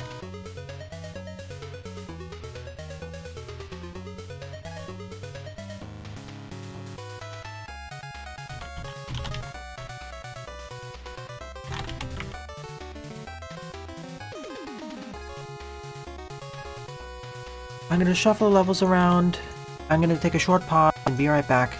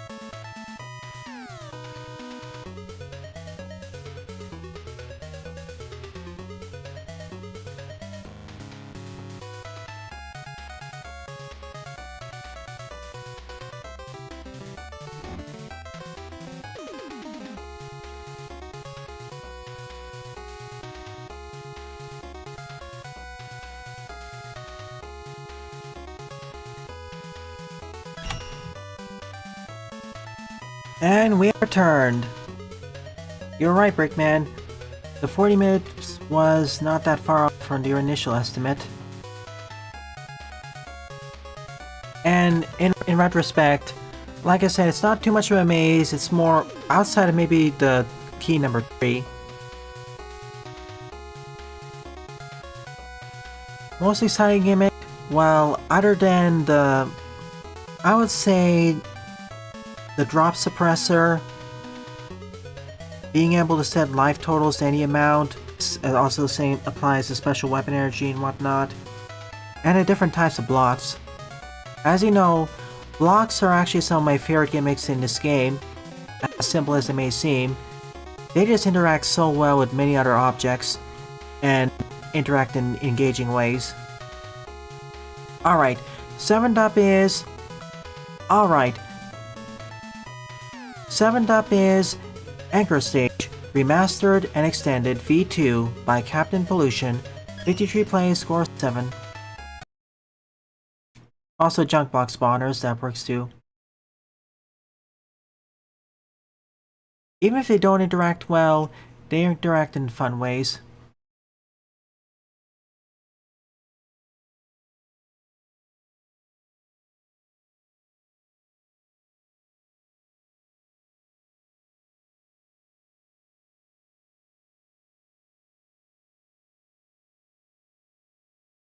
Oh yeah, Fortress bosses. I can already imagine several fun and/or evil setups with them.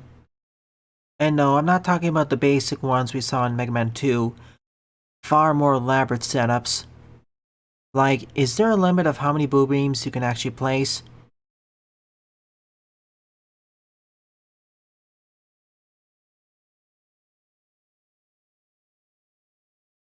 Anuchar doesn't really have it.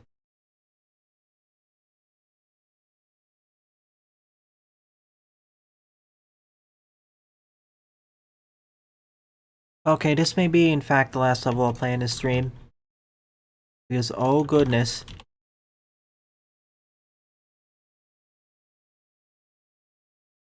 Okay, yeah, this will be the last level I cover in the stream.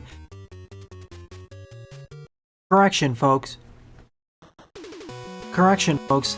This will be the last level I'll cover during the stream, as it's 134 screen long.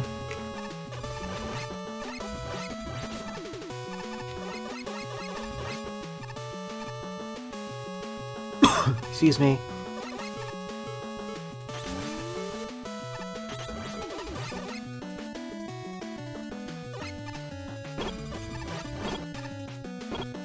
Yeah, it'll be a little bit later.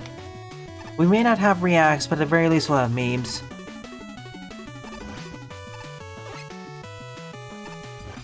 Oh yeah, I forgot to say the second announcement. From next week onwards, I may add 2 more social medias to the social media tab. I'm getting worried about Twitter's health, so I'm gonna branch out to 2 other social media platforms you can follow me on. Details will be pending.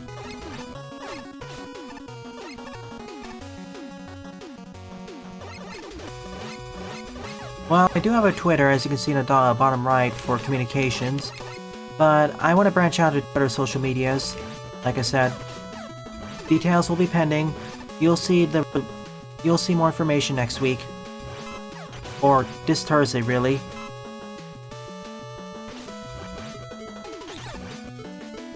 Remember, I'm going to follow you all on different platforms, not just YouTube and Discord and Twitch. YouTube has some issues with sending out notifications for one. And most people don't even know that the community tab exists or check up on it. Most people will get notified of my streams either on Discord or on Twitter. So, yeah, this is basically a remixed and extended version of the Anchor stages from World 1 and Mega Man 9 and Mega Man 10, sorry. Alright, that was the easy route. What do I need to do down there? Yeah, I want that.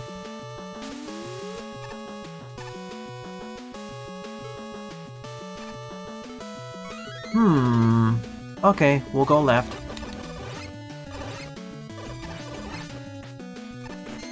Plus, I follow a lot of game devs over there on Twitter. Hey, Crashy.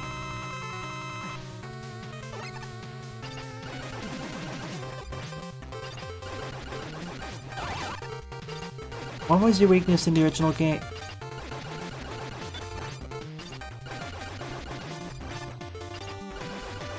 I mean, in World 1.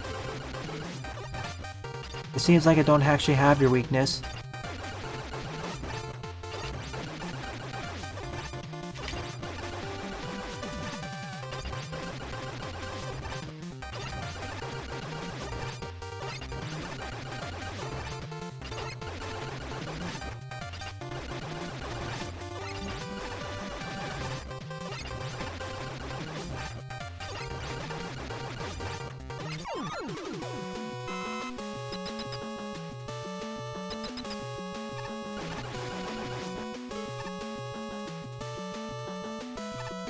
I don't blame you, but Twitter is one of the best ways for me to actually alert people about LPs and whatnot, and for Let's Tries especially. You know, spreading the word. It does a better job for short form stuff compared to YouTube, and Discord is more walled off.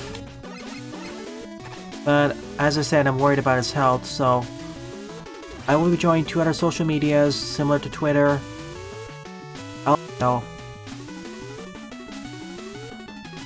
Oh yeah, his cousin.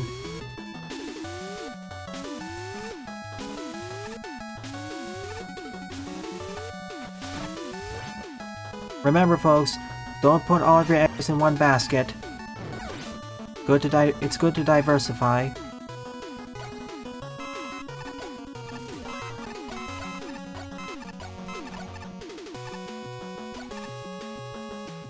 Yeah, and teleport arrows, that was one of the...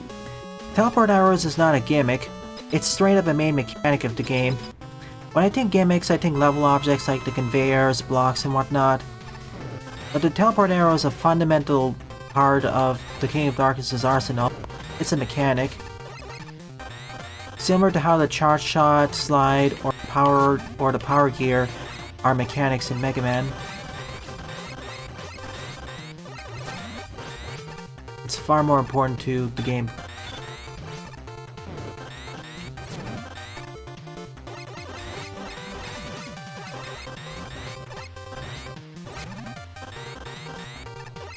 Like, level gimmicks or objects or whatever, they're more limited towards stages and whatnot, whereas mechanics are far more universal and have far more impact on the game.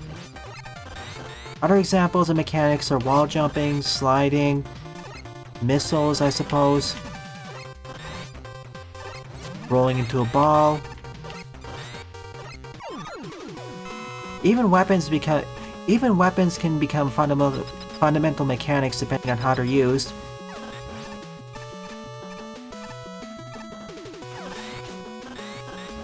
And checkpoints too. Different games have different takes on checkpoints. Like this one, they're physical objects. Sometimes they can be off-screen.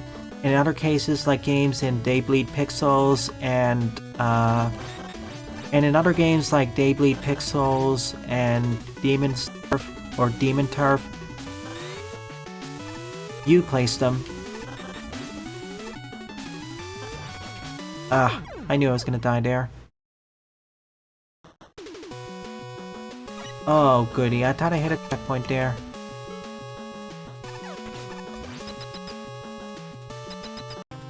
They put the checkpoint before the boss, which is I'm thankful for.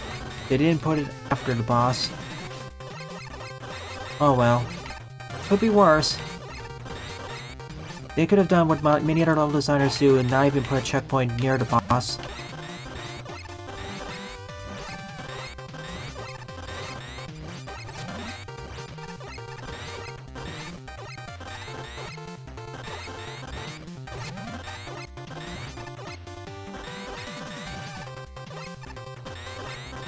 Also, whether you have also how the live system works,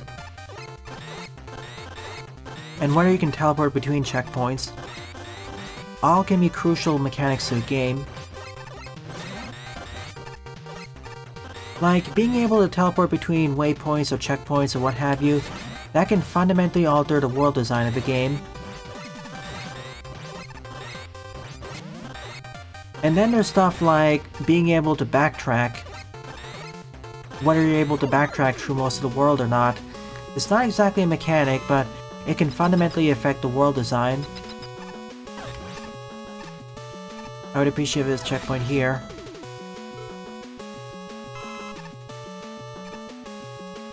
Yep, one of the beauties of being able to place your own checkpoints and teleport between them is that allows you to modulate your own difficulty. It also means that checking stuff off the beaten path is less of a frustration. Because let's say you accidentally took the beaten path or took the mandatory path and you want to check vice versa. Just open up your checkpoint. It works so well for Demon's Turf. Especially for the bigger stages.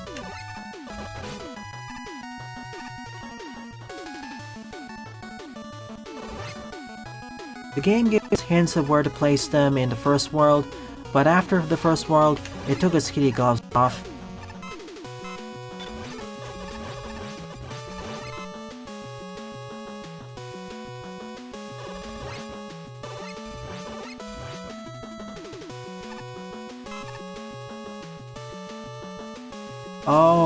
Oh. This whole thing was a side route.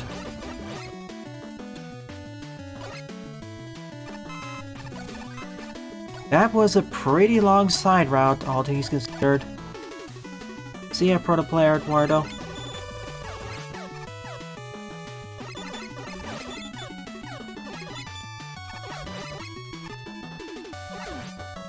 I don't mind having a death counter, but traditional life systems in most cases I'm happy to see go on the wayside.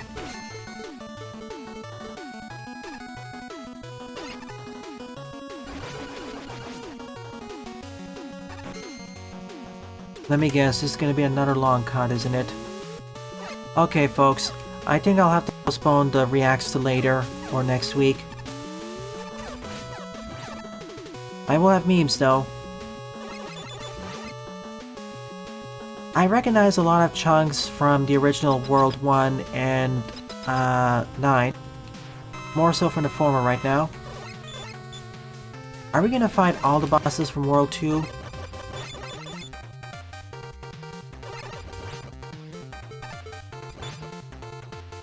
He used to be weak to this.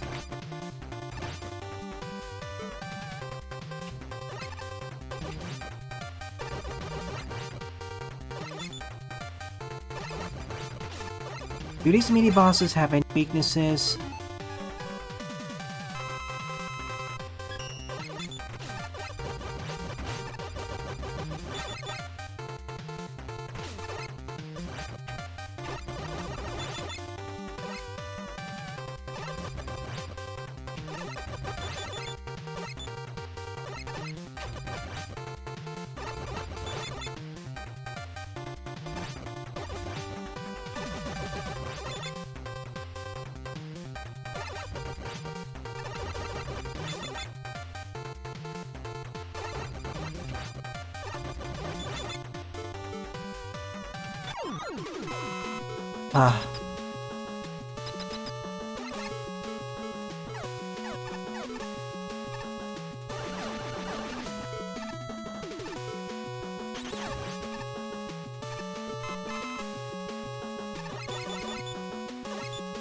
I see, the entire routes are optional. Well, now that I've done half of them, I might as well just do all of them. Do the stage 100%. It's not the best stage I've played in this episode, but it's enjoyable. Oh. That's why... You have a weakness.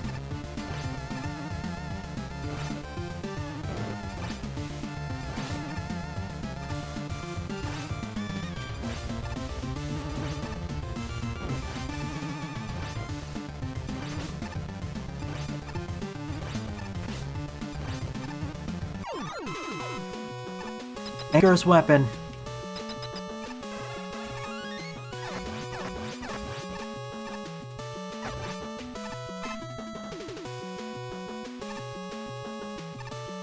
He's learned to feel the burn. Yeah, optional route, of course. Just as I expected.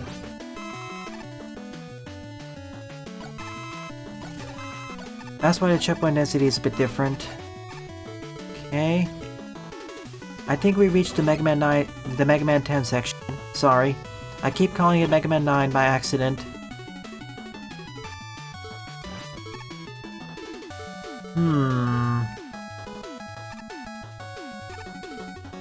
Yeah, there's likely something down there. I just know it.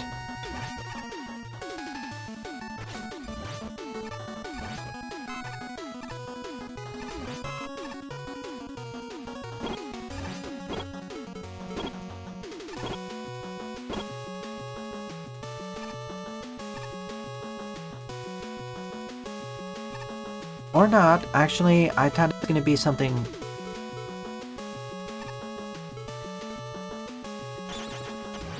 I thought there was gonna be another optional route or boss. This is a lot better.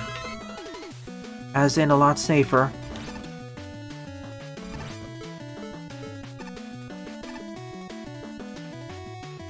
I've already seen a few of them, like this one, which I don't remember in the original stages.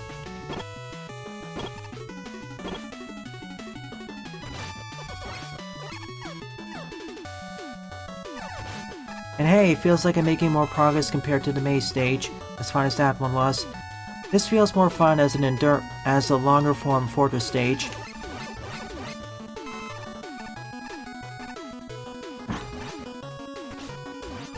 Right now it feels like 2 or 3 fortress stages back to back.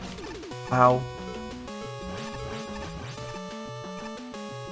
And I don't mind longer stages.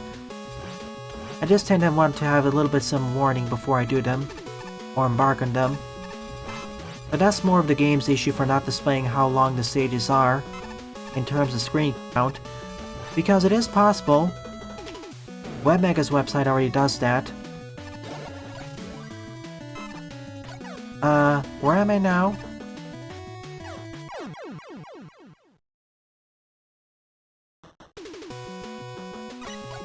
Seems like I'm back at the start, but I'm not sure. I have almost everything.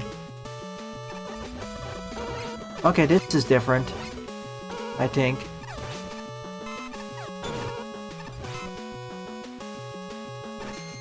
Yeah, this is clearly different. I think we reached Mega Man 9 or something. Mega Man 10. I don't know why I keep associating the special stage with Mega Man 9. That was 10.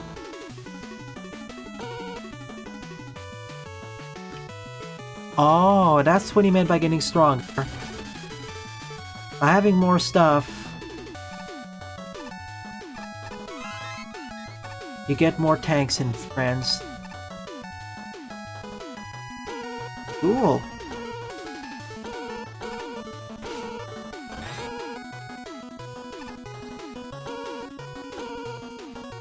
And now I can skip the bottom section. So by taking detours earlier, we can skip sections later. That sounds like a fair trade-off to me.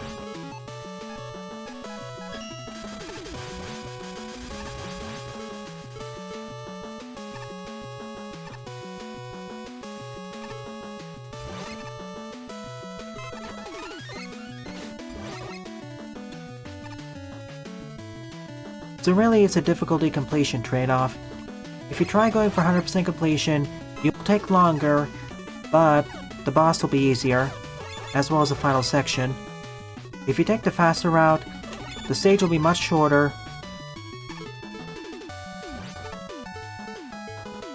but the last section and boss will be supposed to be harder. Also less tanks for you.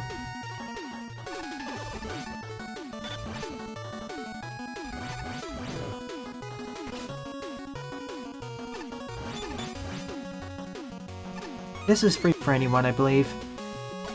Nah, okay, oh. I got 3 or 4 tanks by taking this route. so it pays to be attentive, I suppose. As well as a key to open this door for something.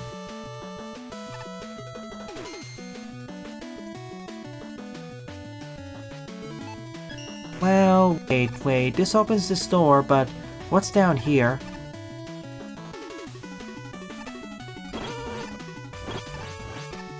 Because I am missing one weapon.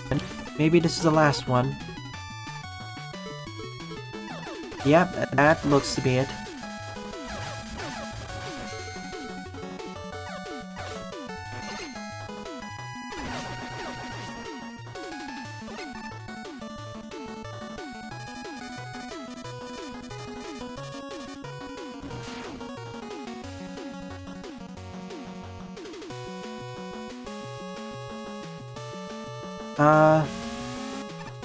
Alright.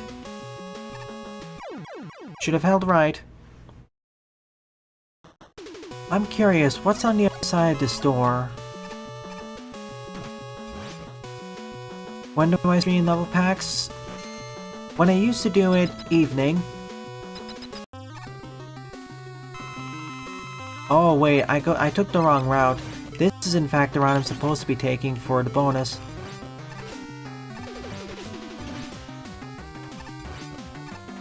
This makes so much more sense.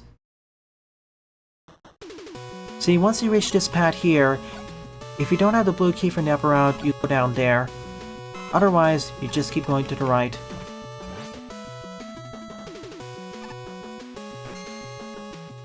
Yeah, when I have level packs, I do the evening streams.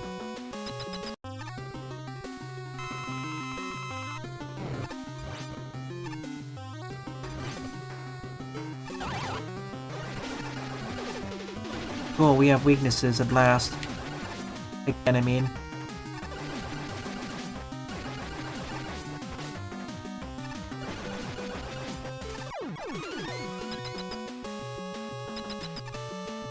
We're currently doing Anno Chart, yes.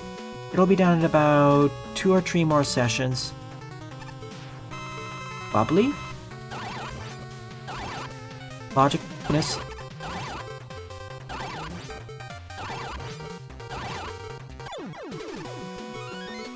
Sheesh, we're swimming with tanks now.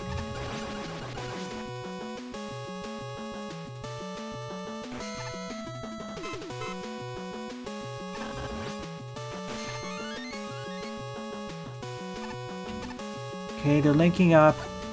I have no idea how close we are to finishing the stage right now. We've gone way past the original special stage stuff.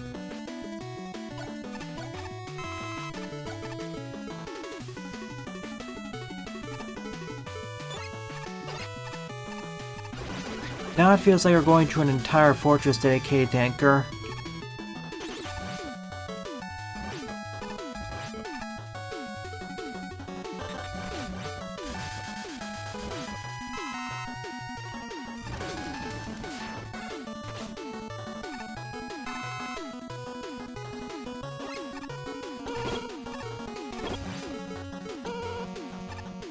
Get me out, please. Hammers.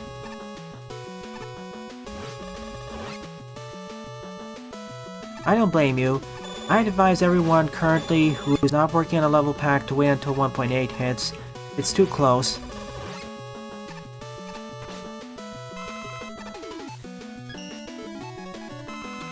And now the stage is showering us with E-tanks.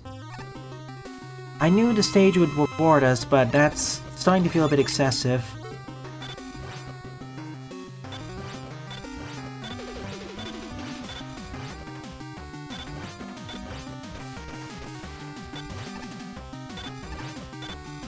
For once, I want you to actually keep using this move.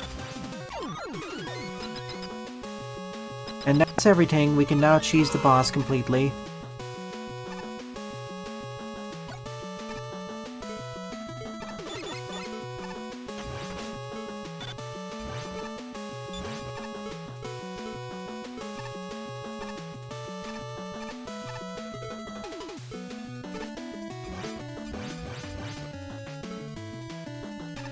Em? You're too kind. Having the lore and RMs in place as well as how they fight, I think that's fine. You can pre-plan that.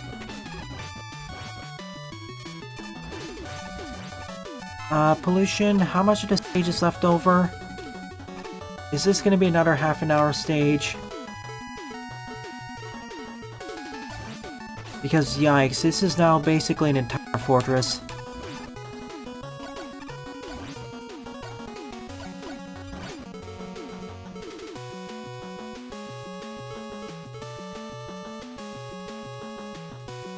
Thank you. Let's finish this anchor, or proto-anchor.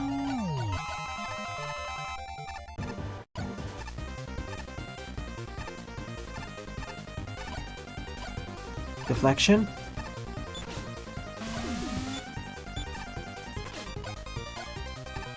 Okay, I think.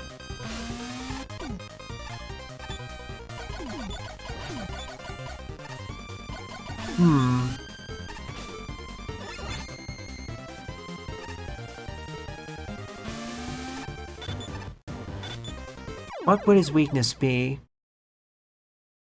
Well, it's a Mirror Buster, isn't it?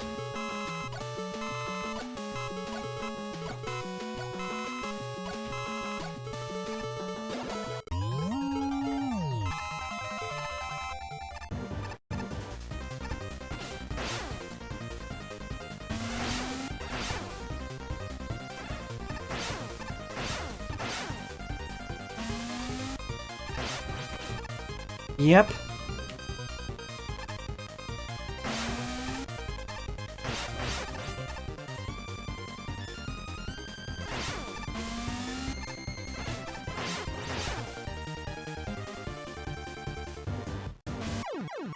Spikes.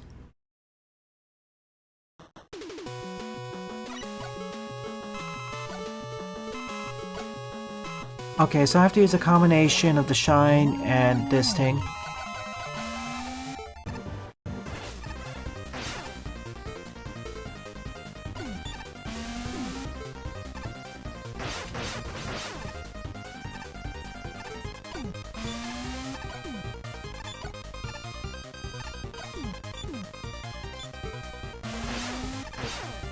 What? Where did it go?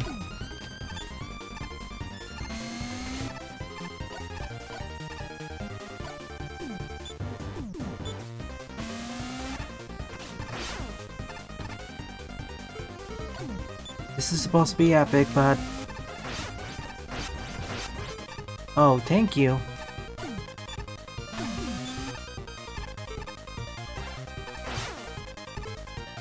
It's a good thing I have the M-Tank.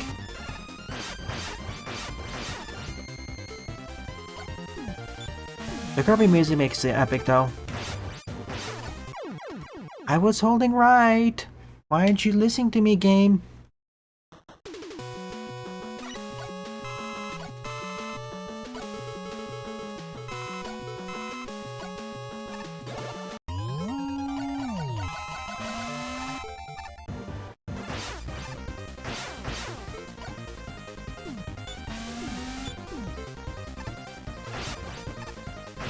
I don't get where that one disappears.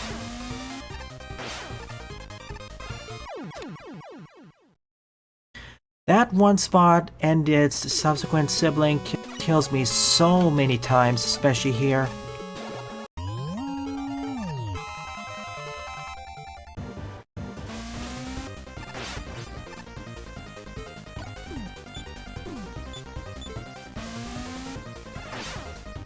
See? Why does it disappear? Where is it going?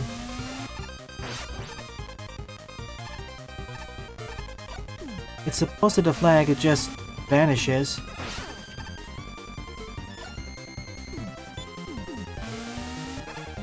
Yeah, if I didn't have it, the problem would be then I have to use the Buster. Which honestly, considering all the trouble I'm having right now, may be easier.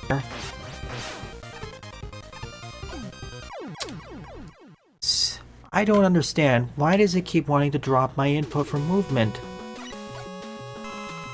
This is this is another situation which I'll reiterate. The Magmo series, the more I play the games, I want to keep playing. For Mega Man Maker, it's the opposite.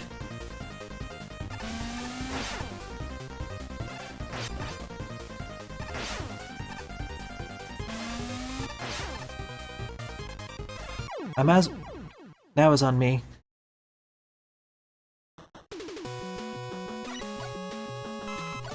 Also, yeah, I prefer damage spikes for many reasons. This is one of them. I'll get there. It's supposed to make this fight easier, but honestly, I think this is making the fight harder.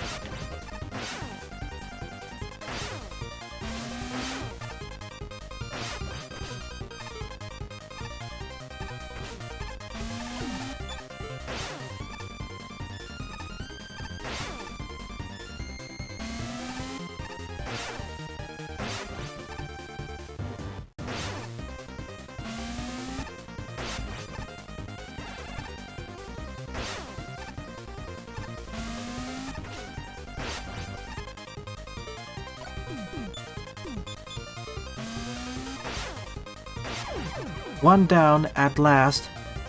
You're coming up next.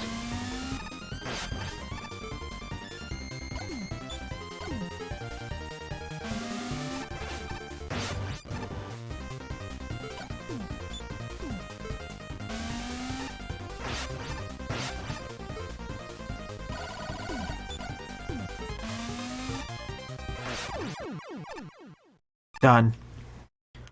As much as my frustrations with the fight due to misunderstanding parts and engines dropping movement inputs, it's fine. I'd prefer those damage lasers, but eh.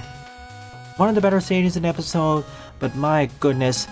When you say Anchor Stage Remastered and Extended, it really should be renamed Anchor Fortress. We'd totally fight Anchor somewhere around the lines in 1.8. This stream went on for longer than I expected. So, out of the 7 levels I covered in today's stream, my favorite one would be NRSCA Switching It Up by Sky Pirate Samurai, with an honorable mention going to Splat and Roll by Oscar. Good job, you two, and thank you to everyone else who submitted your levels to me. It's really appreciated. Difficult as it may be, I like the stage, despite some of my complaints there.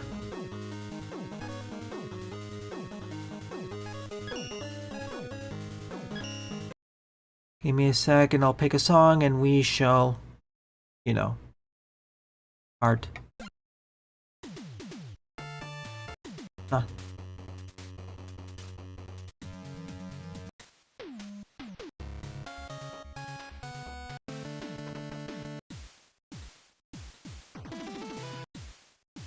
Seems perfect.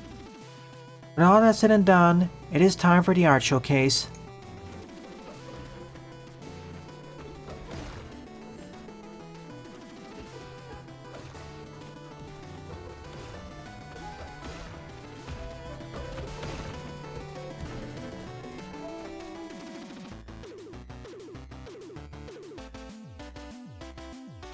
Ooh.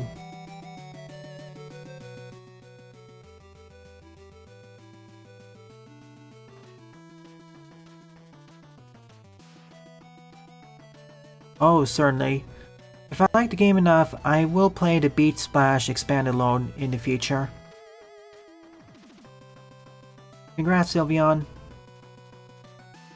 Yeah, there are a ton of paths on the other side. Kind of excessive, really.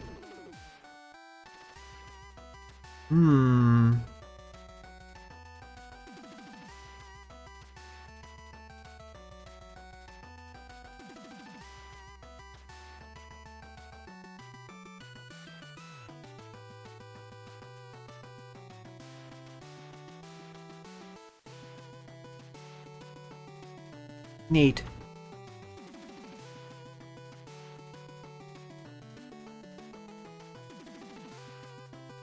You know what, folks? Looking at the time, let's do this. I'm gonna move the meme and reaction showcase to tomorrow morning, after Demon Turf. I want to get all them done. Right now I only really have 10-15 minutes left. Better to do all of it in one go. Oh boy, this has some bad memories. Lasers.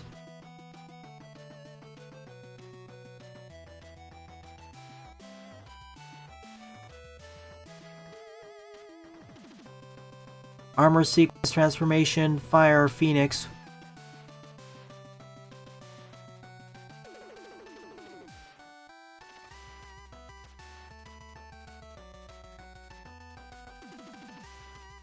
Thinking.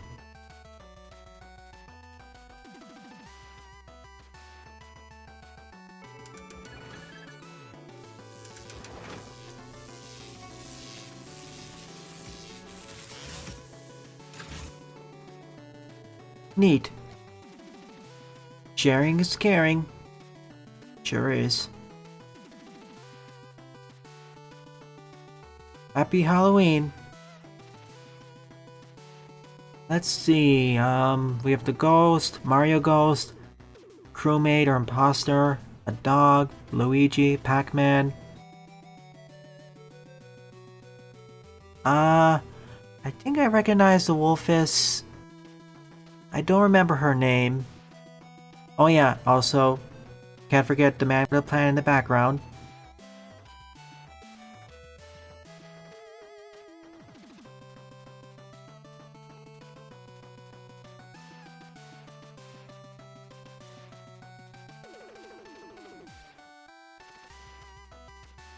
Good. That makes it a lot. Now it's a nighttime stage and a lot more discernible what's going on.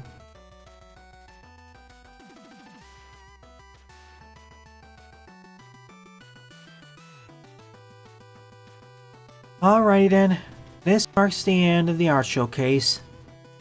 Thank you to everyone who either submitted love with me, participated in chat, or simply just watched the stream. It's due to your continued support why I continue to produce new content for the channel. It's really appreciated. So, if you're enjoying this or any other piece of content on the channel, please rate, comment, favorite, and or subscribe, as they all help it out. Don't forget to follow me on Twitter as well, and join the Discord server, as I regularly post updates there. Thanks for watching, and I hope to see you all in the future. I'll see you all tonight.